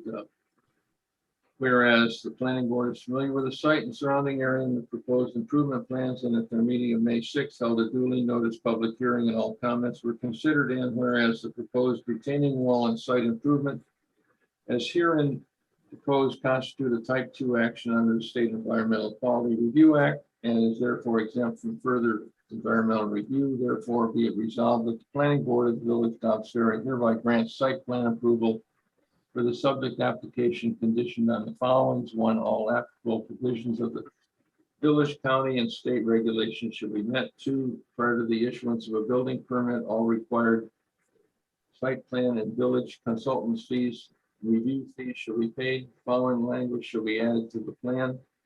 Approved subject to all requirements and conditions of a May 6, 2021 resolution. The planning board of the village of Dobbs Ferry, any change, erasure, modification, revision of this plan, absent reapproval from the planning board shall void disapproval. Be it further resolved, this resolution shall have an effective date of May 6, 2021. I make the motion. Is there a second? Second. All in favor? Aye. We got a. Laura, Rob. Actually, Niall, can you stop sharing your screen so we can see everybody when they're voting, please? Oh, I just didn't. Aye. I can't. I can't see who's. Oh, stop. Here you go. Sorry. I just want to make sure we had a majority or vote. Aye. Okay, thank you.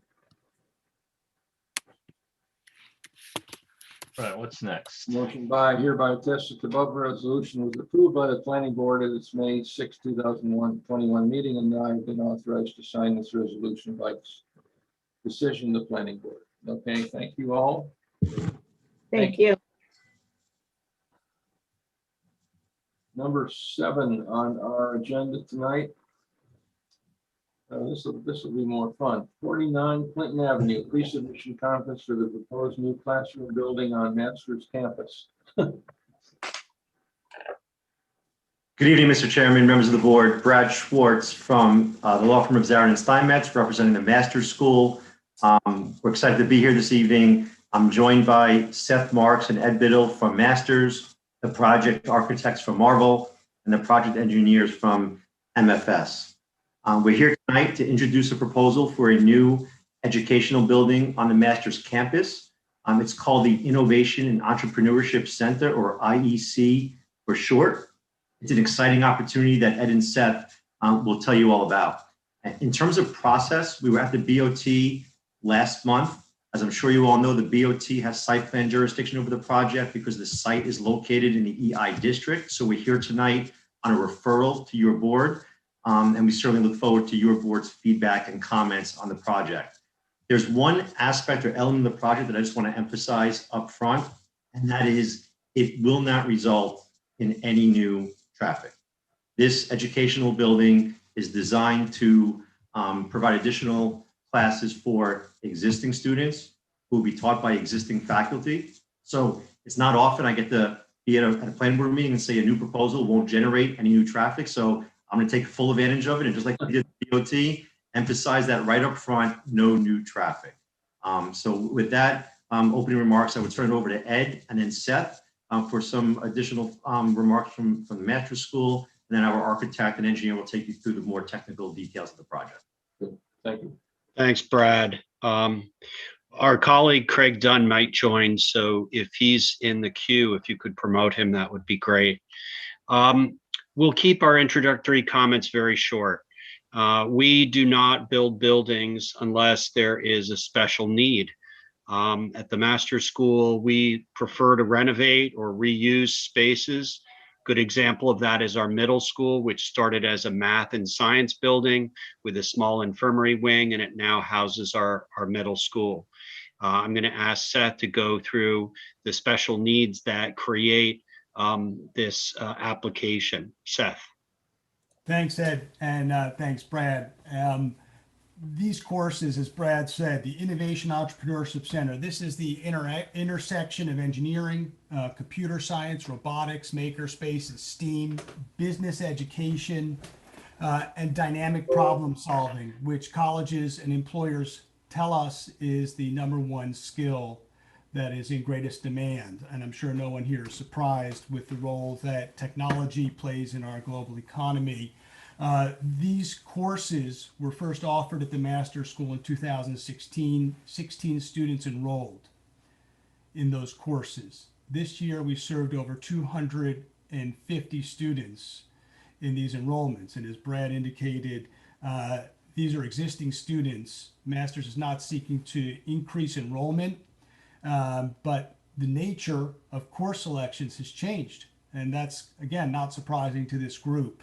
And as it relates to enrollment, again, students that are seeking education to prepare them for college and careers need many of these skills, some vocational, some developmental, but for the future engineers, the scientists, perhaps the architects, and folks who may someday serve on a board like this one, these are the skills that are in most demand today. Thank you. Great, thank you, Seth and Ed. Lisa Jennifer from Marvel, if you'd like to take over and share the screen and present your wonderful drawings. Yeah, sure. I'd be happy to. Lisa, do you want to say hello? Yes. Good evening, everyone. I'm a partner at Marvel, and we're very excited to present this project to you tonight. Jennifer's going to share our work. I'm Jennifer Olson. I'm a director at Marvel. I'm going to go through the presentation. We also have on the line tonight our civil engineers. I see Stephen Bevan was promoted. Do you also have a Gonzalo? Gonzalo, can you raise your hand and be promoted if you're there? Yeah, sorry, I just promoted him. He wasn't on my list. Sorry. Okay, great. Thank you so much. I'm not sure which of them are going to be speaking when we get to our civil drawings. I'll go quickly. This is obviously you're probably all familiar. The orange outline is the outline of the master's campus in Dobbs Ferry, and the orange mass in the middle is the location of where the building is going to be going.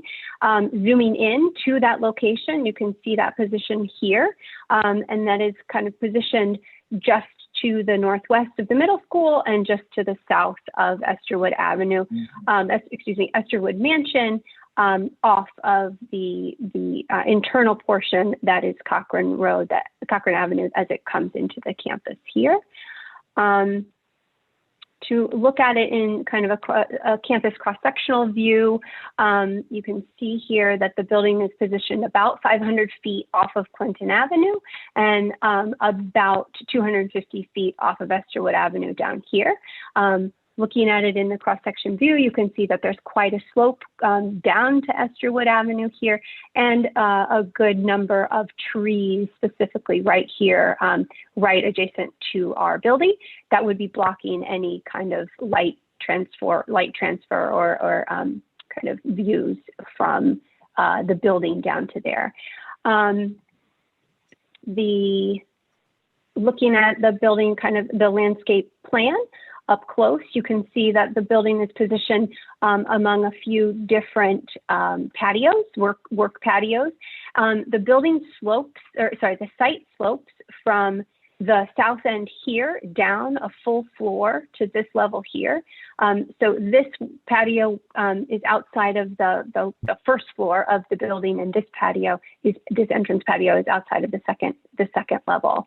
The location here on this part of the property, given its steep slope, it's not a great site for recreational use, which is kind of what from this point west, is used for, is soccer and softball and just regular school recreation.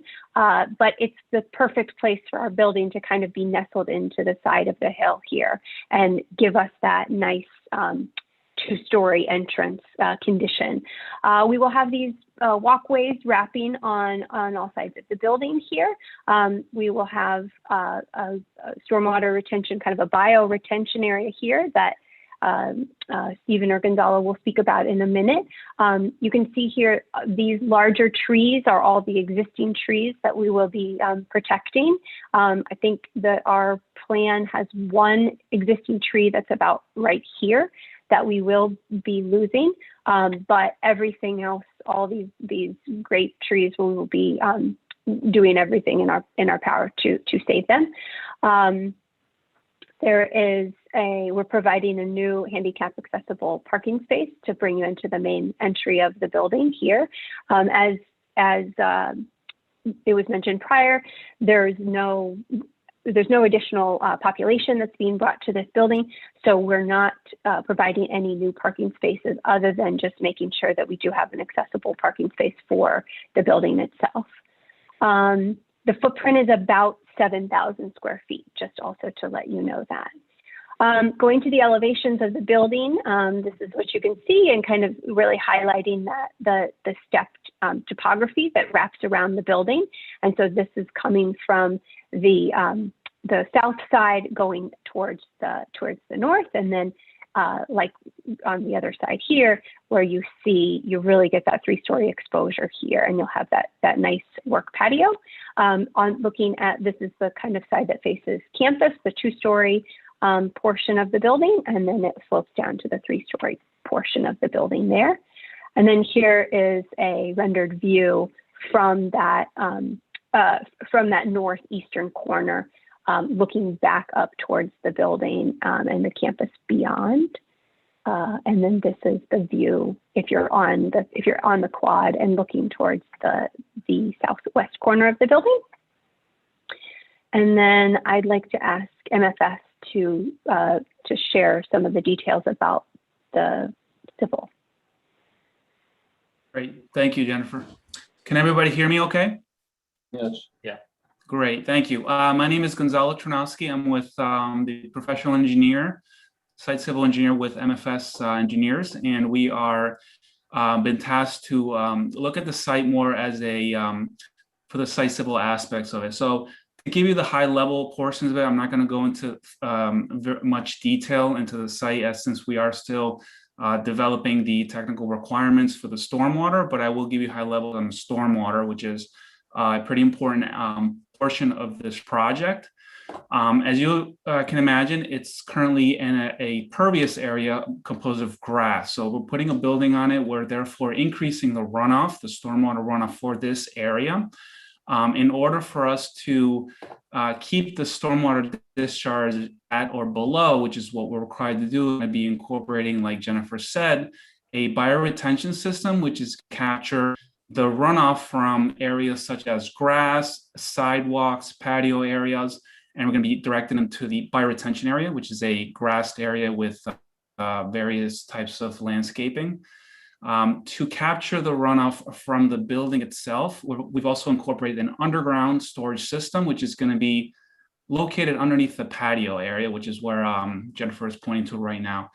Combined with both these systems, we are going to be keeping the discharges, the existing stormwater discharges at or below what is currently happening right now. So we're actually improving the discharge of this area. If we're doing an analysis of the area discharge for this kind of watershed area, that's a small tributary area of the site, where by incorporating these types of stormwater management improvements, we're improving the area for any type of flooding that may be occurring there.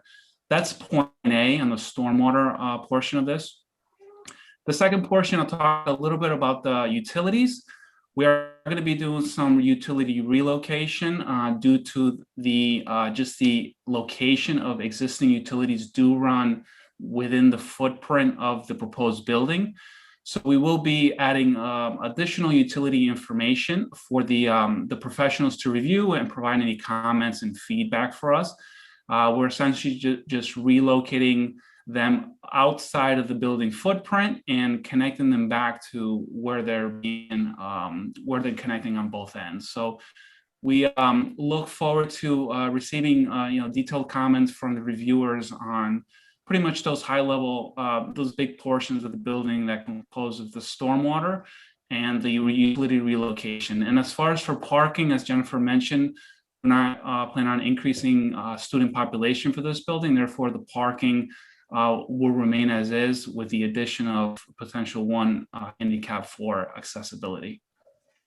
And that is it for me. Thank you, Gonzalo. So, Mr. Chairman, members of the board, that completes our presentation. We're certainly happy to answer any questions or receive comments.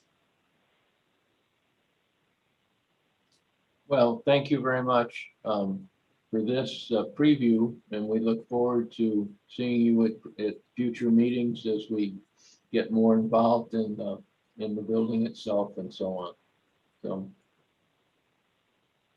As an engineer, I'm sort of delighted to see such interest in these subjects. I also feel like this building is pretty far away from any of the adjacent properties and are likely to have a large impact. If there's no additional traffic, that's also a positive here. I'm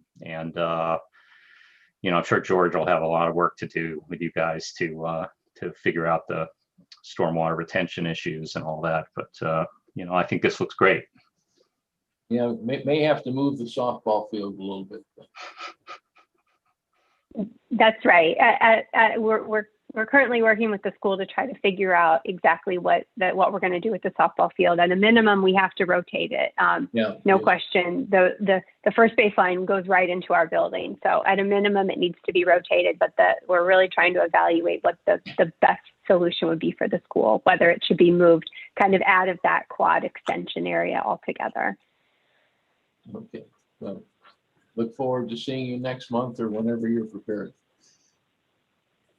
Thanks very much.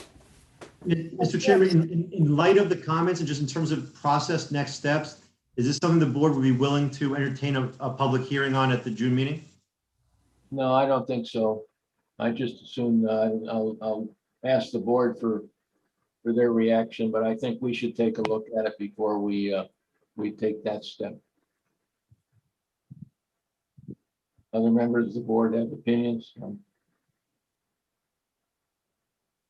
Well, I think we need to let George have a good look at this. I mean, it's a good sized building with fairly complex systems. Yeah, I think we should understand it better before we go to the public, so we can understand what the public is telling us. So in terms of next steps, then we'll get Mr. Palmer's comments, come back in June, address his comments, and then look forward to, I guess, looking ahead. If we address them satisfactorily, we can look ahead to a public hearing perhaps in July. What is your schedule? You have a schedule for using this building when you're going to have people in there? Well, the construction schedule is about 18 months, but the master school would like to begin construction later this year, early fall, if possible. So we are looking to advance the application as expeditiously as we can. We certainly understand that Mr. Palmer needs to look at it and provide your board with comments. So we're fine waiting for those comments and come back in June. Perhaps we could, like you did earlier, have a joint session with the AHRB at the appropriate time during the process to help move things along. Okay, all right. Look forward to it as we go forward. Thank you. Thanks, everyone. Thank you. Thank you. Thank you very much. Hey, Dan, just to clarify, is the Board of Trustees part of this approval? Oh, yes. Okay. Oh, yes. No joint meetings. So. Yeah. Yeah, I mean, that's the referral that you're doing. You're doing, right. It was referred to you by the Board of Trustees, so. I understand. Yeah. It's because it's in the educational district, right? Right. Right. That's right. Thank you. Next item on our agenda is item number 8, 35 Hillside Road, pre-submission conference for proposed landscaping and exterior spa. Okay. Niall Kane again, architect for the owners. You're back. Yeah, I'm back. Let me just share my screen again. And still have this other one up. Let me see. Should have got it set up to save time here, but this is it's a small project. It's Hillside Road, which you probably know. It's on the Hastings side, south side of Dobbs Ferry, just up from the St. Christopher's School. And this is the house here, front of the house. This is the area where we're proposing landscaping and a little plunge pool.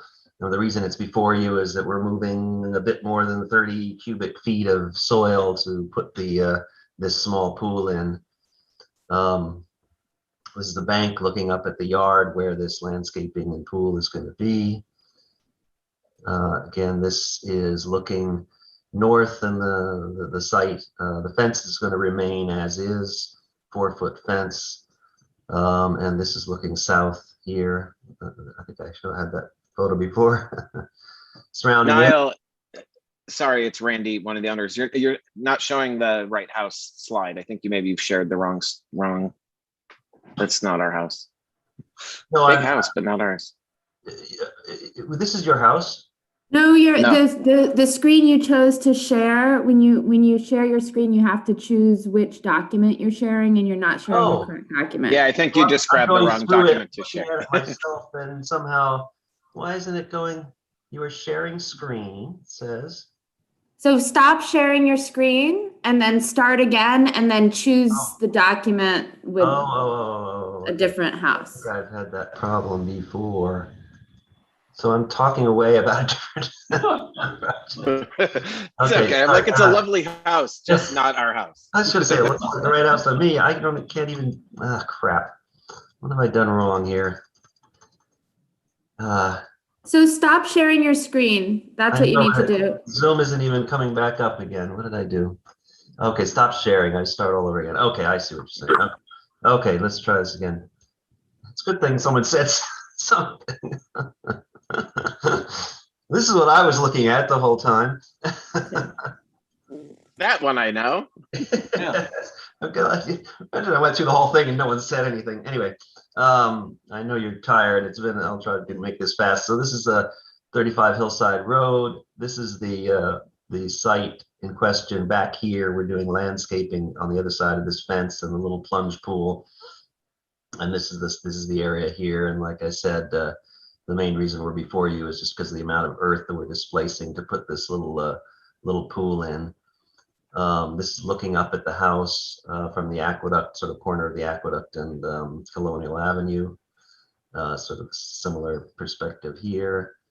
Again, this is the yard in question. This is looking to the north, and this is looking to the south, and it's really exactly this zone that we're landscaping and putting the pool in and redoing some paving and so forth. This is just that's the pool company truck, actually. This is just looking at the adjacent properties, looking down towards the George Washington headquarters, looking up the street to the east. Just trying to make this a little fast here. This is the survey. This again is the site where we're just exactly within the existing fence that we're dealing with. This is again the site plan showing setbacks. It's well within the property and setbacks and so forth of the property. So zoom in. This is we're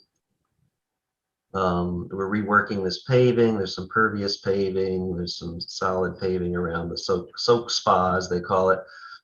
Again, pervious paving here. There's some paving down here that we're relocating, some sort of random slate paving that we're going to reset in this northern corner with a little bench with a light under it.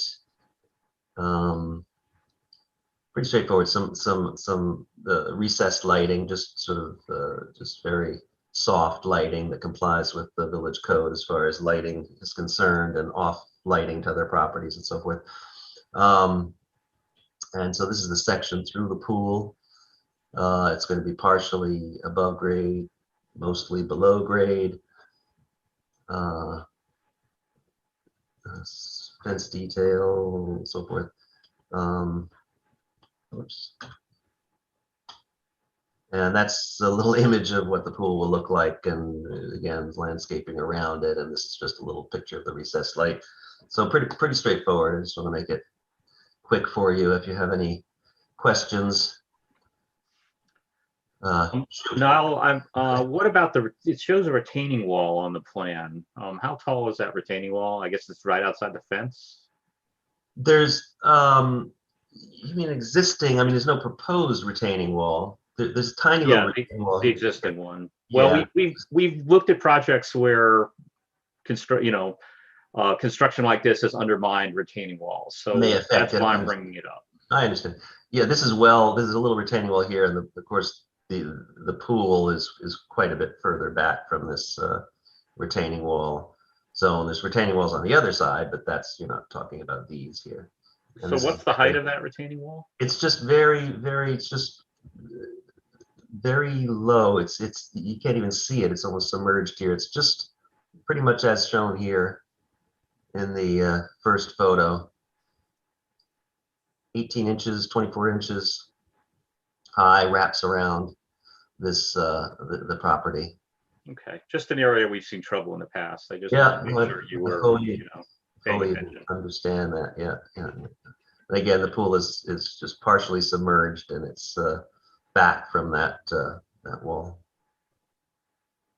And then there's a little bit, I suppose, a little bit of impervious coverage in terms of dealing with the water. The way we'd like to handle it is just with all these planting beds, and proposed a little stone rill around the edge of the impervious paving to deal with any water runoff, rather than putting in any infiltrator. It's really minimal amount increased, because there's already some hard surface here, but we're dealing with it anyway. We're going to make this to sort of a rainwater catchment area. Okay, now it's getting late. We look forward to seeing you next month. Yeah. Okay. All right. Good night. Schedule a public hearing, is that what? Planning to set a public hearing, Mr. Chairman? He said, see you next week. We could. Yep, but I didn't say for a public hearing. That's what I'd like to hear. All right. I move we have a public hearing at the June meeting. Is there a second? Second. All in favor? Aye. Aye. Thank you. All right. Good idea, Ed. Thank you. All right. Good night. Good night. Niles, can you stop sharing your screen, please? Yes. I'm going to leave completely. I'm not going to hang around. Night denial, not the rest. You guys can stay. Smart man. We have two more now. Come on.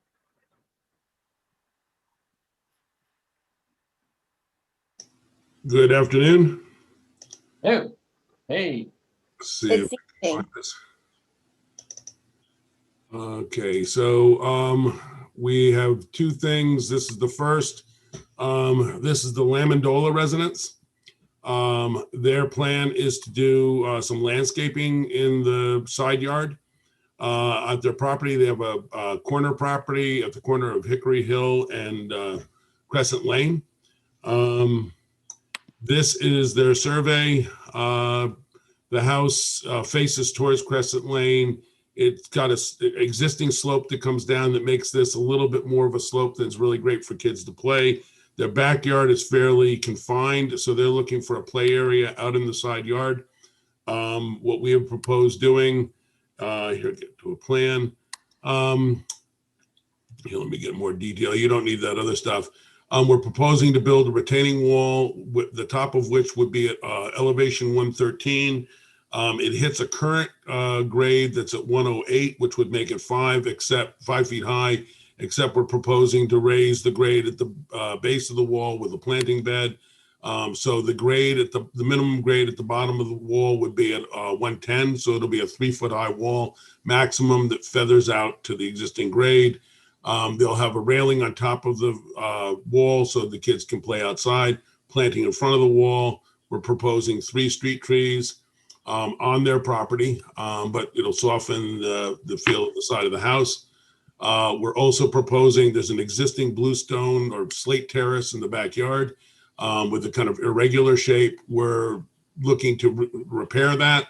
Also provide a base for a hot tub. That's pretty much the work. A little bit more landscaping here to give them some privacy. A corner here of some shrubs so that they've got some visual privacy to the hot tub area. And while we're not really adding a significant amount of water, we do have water currently coming down this way. So we propose a catch basin here coming into a Cultec unit. We're picking up with this grade coming up. We're going to have a window well around this window here. There's already one there, and we'll be taking the water from there into the Cultec unit as well. One other thing, right now the air conditioning condenser units are in this backyard. We're moving that to the side yard. It meets all the setback requirements. There are existing shrubs around that, which we will transplant to continue the screening of the condensers. So any questions?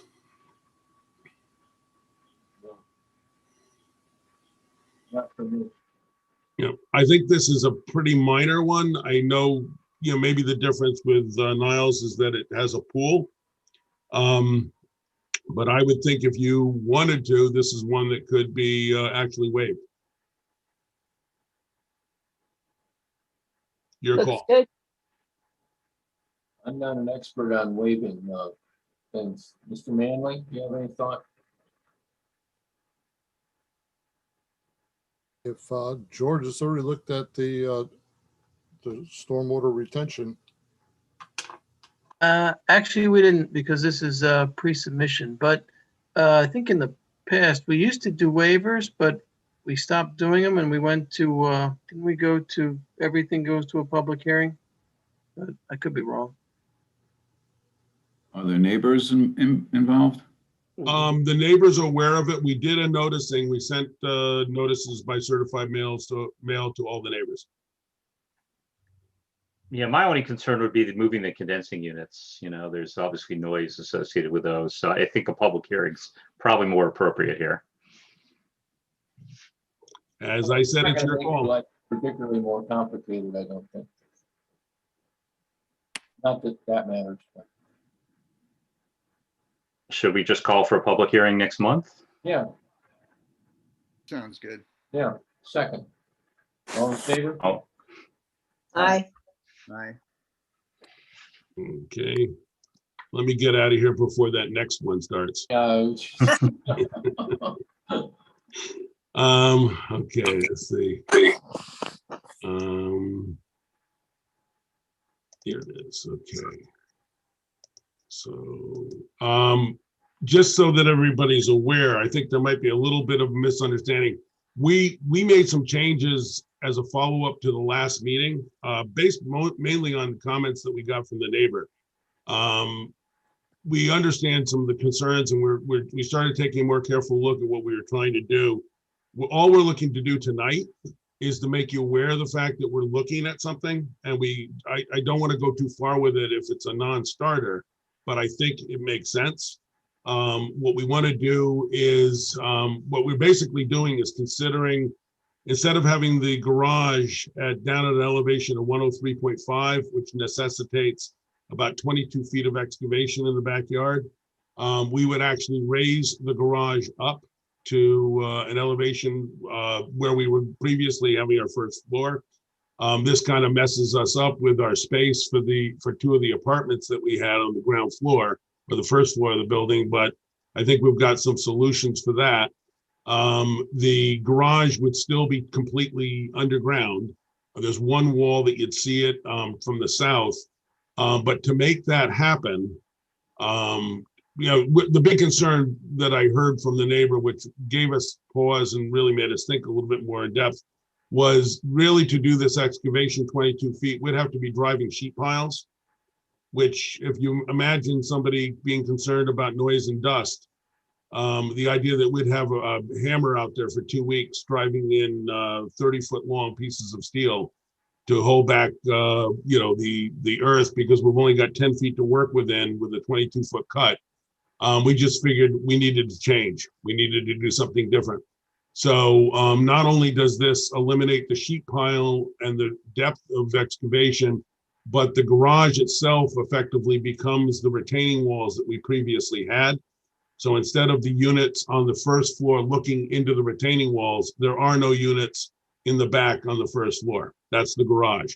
To make that happen, we have proposed moving the driveway from the south side of the building to the north side. This has the benefit of moving the traffic away from the neighbor. It also facilitates getting the relocated garage driveway at a lower slope. As I mentioned, we're having to eliminate 2 of the apartments on the ground floor. We're keeping 1 apartment on the ground floor. We would like to have, or on the first floor, we'd like to have a lower level basement apartment, which could have window wells. I think it could work out fine. Everything else about the building, with the exception that it's mirrored, is very similar to what we had before. This was the plan that you last saw at the meeting with the driveway on the south side.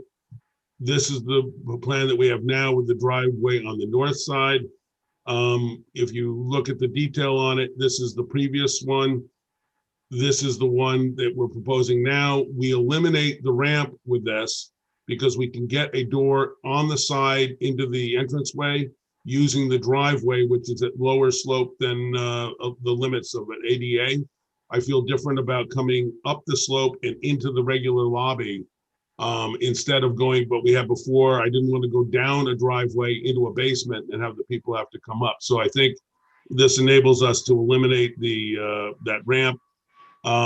We do have the light well for the apartment, which is different, but I can show you some stuff. This is actually just showing you directly the comparison. The main difference here is we've eliminated these retaining walls and we're not building a building in a hole anymore. Everything else about it in terms of height stays pretty much the same. I'll show you that really quick. Here's just the mock-ups for the outlines of the apartments. Before we had 3 on the first floor, 2 second floor, 2 on the third floor. Now we'd have 1 in the basement, 1 on the first floor, 2 on the second floor, 2 on the third floor. So we'd get a total of 6 units instead of 7. Here's looking at the elevations. I think, well, you'll be able to see some of these in a SketchUp quick. That'll be faster. This is what we are proposing now. This is what we had before. Here's what we're proposing now on the front. We have made changes to the pitch of these roofs, but that was more reaction to the comments we got from the Architectural Review Board at their meeting. They felt we had too much going on the front. So we've made the pitch of this, go back, the pitch of, well, I can do it with this one, the pitch of the main roof above this form, this roof are all at the same pitch. Instead of them being different pitches, we still have the shed roof on the top being at a flatter pitch. Everything complies with the height limits that are being proposed. As you can see, I've lined these up. This is, this is carrying the line across. So the ridges are at the same height. The building is the same height. Instead of having the 3 floors and the garage, you have the 3 floors and the basement apartment. Instead of going down to the garage, you go up to the garage. The garage door sinks back further into the building than we had before here. So I don't think it triggers a problem with feeling prominent on the site. Again, where we had this part of the building on the left, the prominent side, the middle was in the middle, and then the right side set back. We've simply reversed that. The right side now is the prominent one, set back the same distance from the street. The middle stays the same, and then we have the left side is the one that sets back. This is just showing how it sits into the neighborhood. And then a comparison of the SketchUp models. This is the previous one. This is what we're proposing. The porch is in the same distance from the street. but you see it more in here because it's on the other side. So it's the reverse in terms of which thing sets back where. This is the previous. This is what we're proposing now. I tried to get these to line up exactly, but that's kind of hard to do with the SketchUp. Again, the heights are the same. Here's the previous front. Here's the proposed front. Same idea with the stone walls in the front, with the planter in front.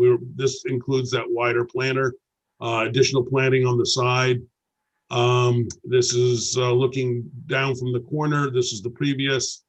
This is what we're proposing now, with how that fits together. This is where you can see the different roofs being the same pitch instead of different pitches. I'm hoping that that is something the ARB feels calms the front appearance of the building. This is looking down from the corner. Again, looking down from the corner, no real change. This is before, looking from the sky.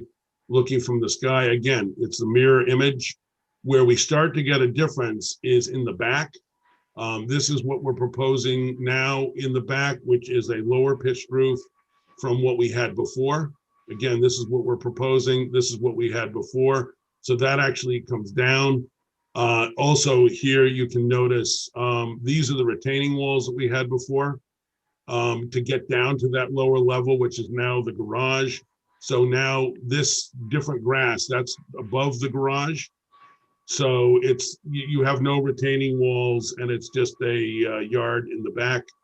Here's looking at it again, the retaining walls, the massing of the back with the level yard.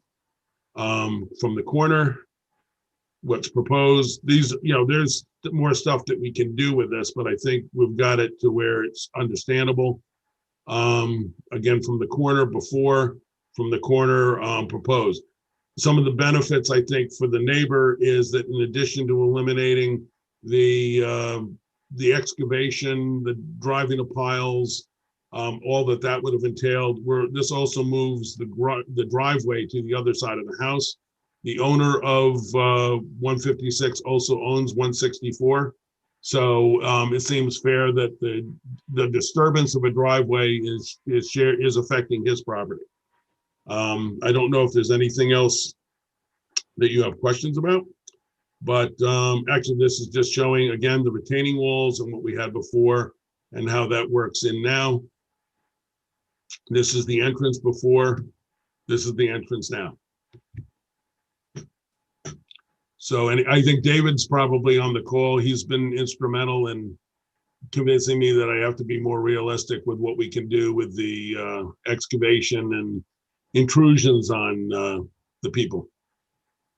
I have a basic question. How does the new driveway curb cut location affect existing parking and utilities, trees, whatever's on the sidewalk now?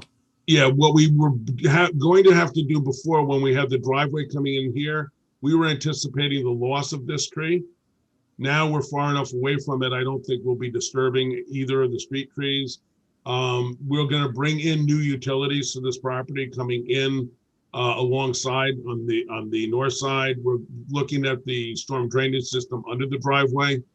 So I don't think there's any significance in that. With a curb cut somewhere, we're affecting a potential parking space. What we'd have to really do is measure that out and see if that actually loses a space or is it just an adjustment. There are no meters. I don't think there's no meters on Palisades. So it's, people are basically finding the space where they can fit against the curb. So I don't think it will result in any significant loss. Obviously, people will be able to park in front of the driveway.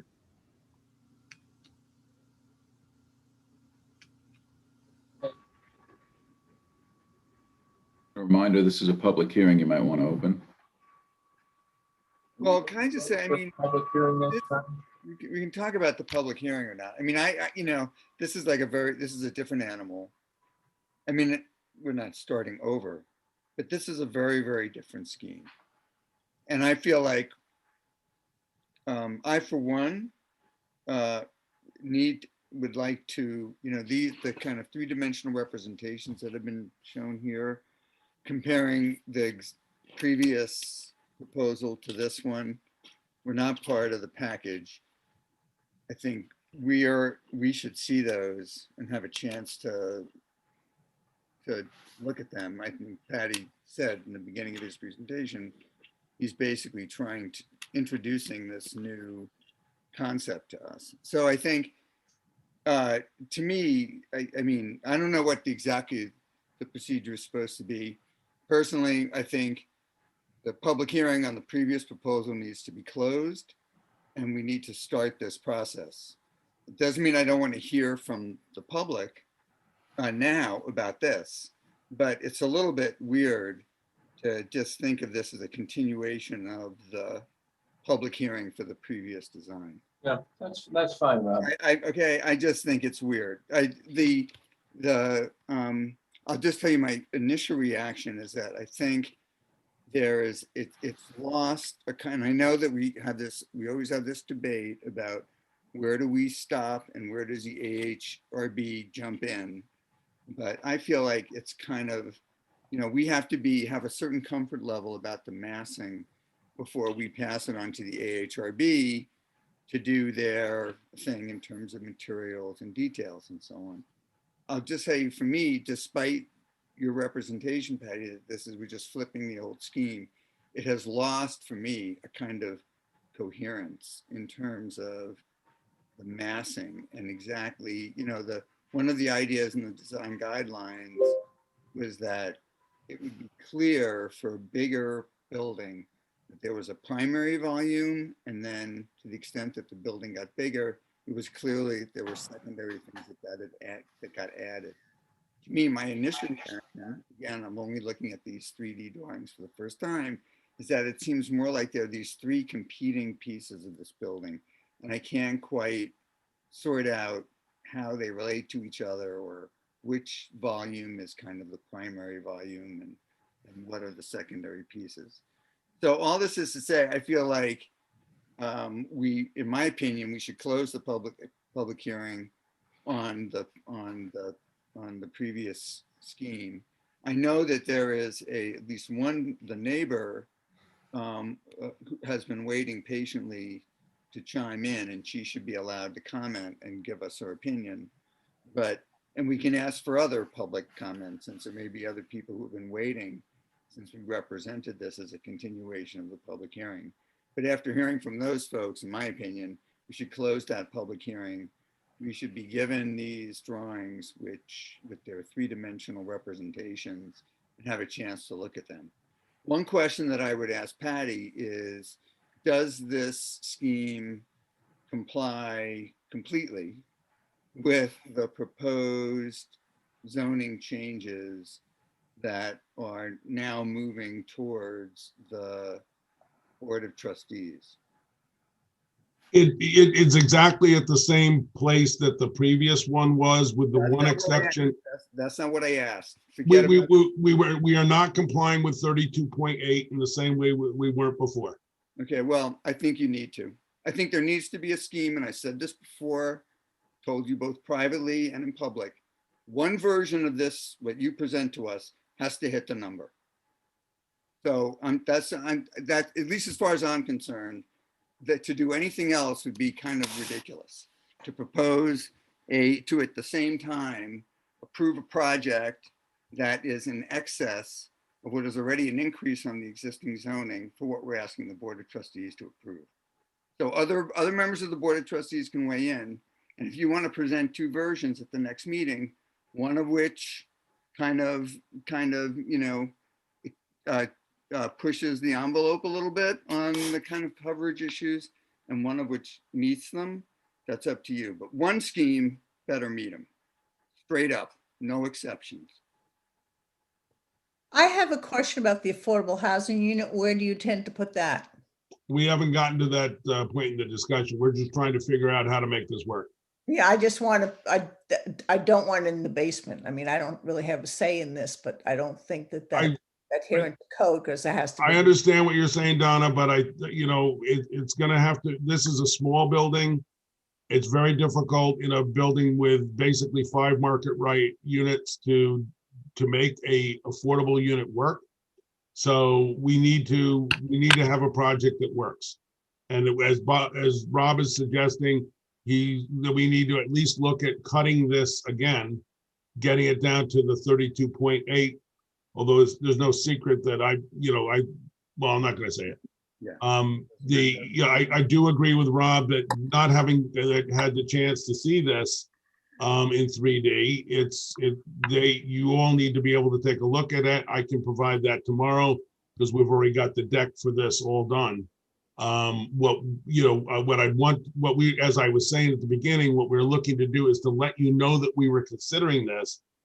A lesser change option, although I don't think it makes as much sense, is we could leave the massing the way we had it, but put the driveway going up to the garage in the back, solving the same problem with the excavation.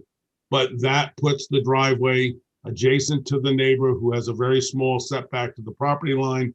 And I was just looking to make what I thought would be a better way of being fair to everybody on the side. So what I'd hope is that the members of the planning board that will submit, we didn't even have this submitted until last week. So, we knew we were a public hearing. We knew we had to appear, but I would think that you could have just opened and adjourned the public hearing until you've gotten the chance to see this in more detail, which you'll be able to do before the next meeting.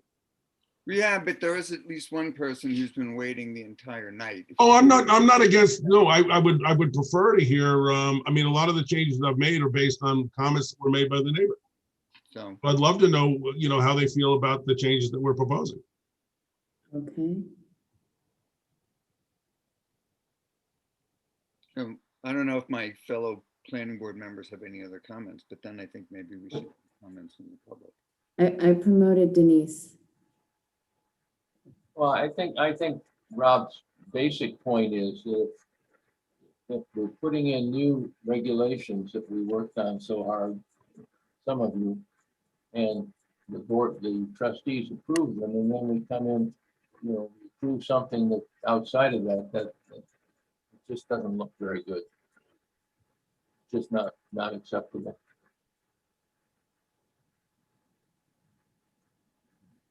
Yeah, I also feel I need more time to digest this change. I'm not ready to really dig into it without more review. That is what I'm proposing. I'm not asking anybody to give their opinion even tonight. I just wanted to let you know why we were considering this and then get you the drawings and let you guys figure it out.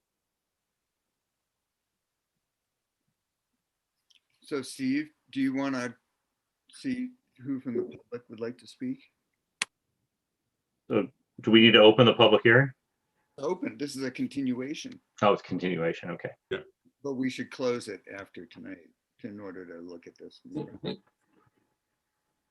That might be a procedural thing, and you might want to, Mr. Chairman, speak to the attorney might want to speak to that, because closing it starts a timeline. I think what Patty mentioned before about adjourning it is That's more. what I would think you'd want to do. Okay, I don't know what the right language is.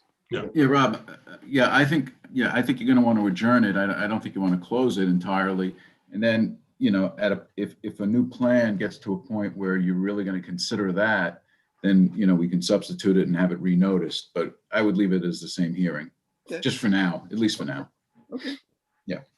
So, and actually, we should open it. I was going to say, this is a public. Yeah. We need to open the public hearing. I move second. Yeah, there you go. I move it. And I heard a second, I think. Yeah, second. All in favor? Aye. Yes, aye. We'll just hope everybody's gone to bed, I guess. No, Denise, I've promoted Denise. Denise. No, it's me again. Hi, Denise. Hi.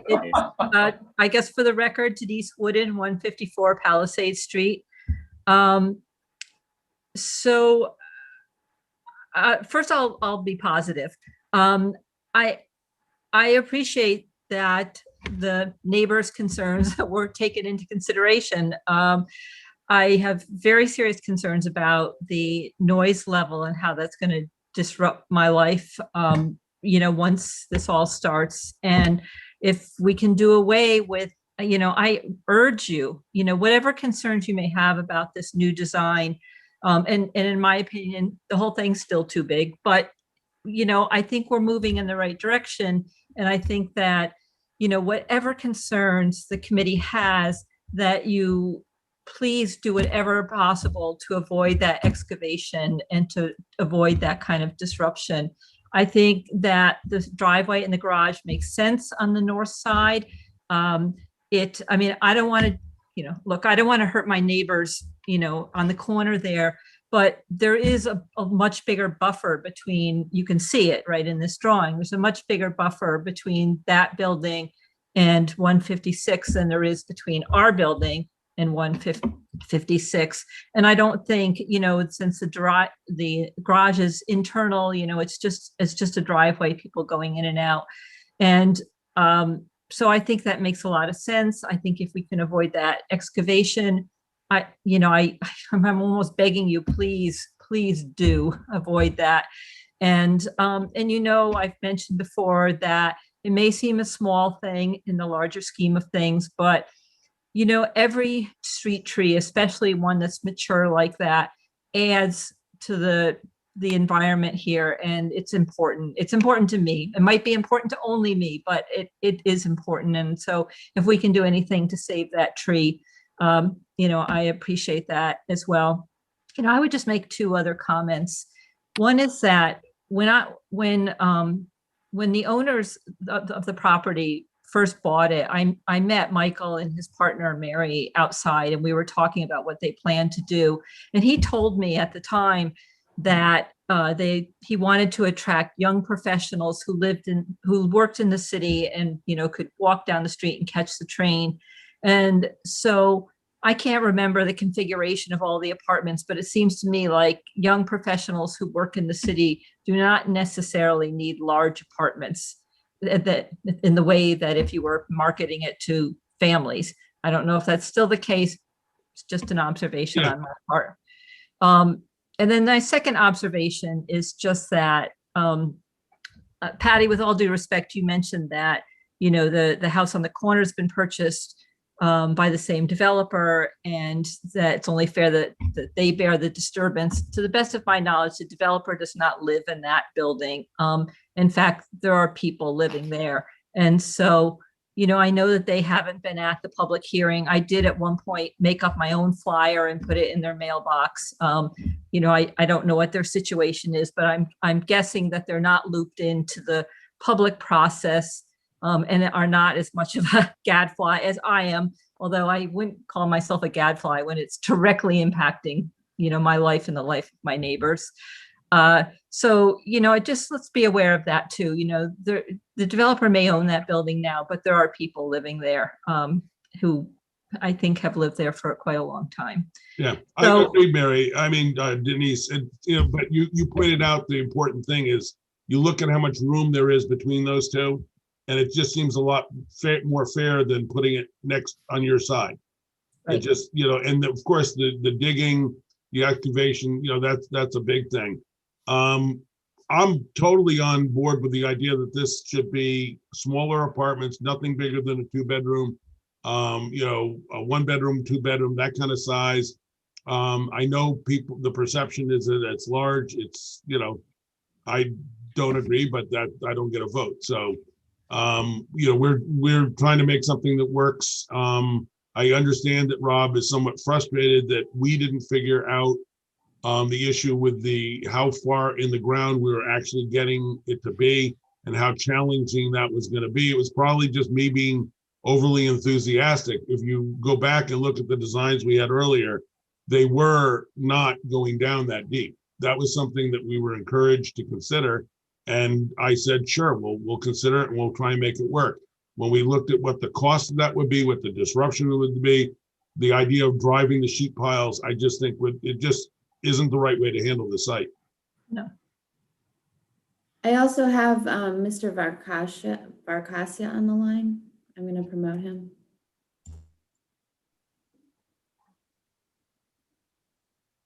Mr. Varkasia, can you hear us? Can you hear me? Yes. Okay. Hi, my name is Glenn Varcasia. I own 154 Palisade Street. And like Denise, I also think the project is too big, but I agreed with her with having the driveway on the north side of the building. I like that idea. I just have concerns with the south side. I see a walkway there, and people will be walking right by my windows, and also I'm concerned about the windows in the building looking directly into my windows. That hasn't been addressed yet, and I just want to see if that's been taken into consideration. That's about all I have to say right now without repeating myself.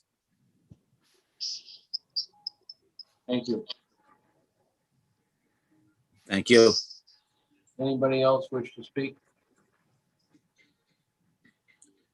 If not, we'll move on. So we continue this public hearing, is that correct, Dan? Yeah, I would suggest adjourning it until the June meeting and then see what comes in, and we could go from there. All right. I move we adjourn the public hearing till the June meeting. Second. All in favor? Aye. Yeah. Thank you, guys. Thank you. Guess what? That's the end. Did we want to do the minutes? Yeah, we should Get just go those? through the formality of adopting the minutes, I guess. Yeah. I didn't see any problems with them. Good. Yeah, I agree. We'll take your word for that. So should I propose that we accept the minutes from last month? I second that. Is it All in favor? Yep. okay? Very good. What about if we made a motion to adjourn? Oh, I definitely second that. All in favor? Yep. Okay. Aye. Thank you Good all. night, everyone. Night. Thank you. Thank you, everyone. Yeah. We got a lot done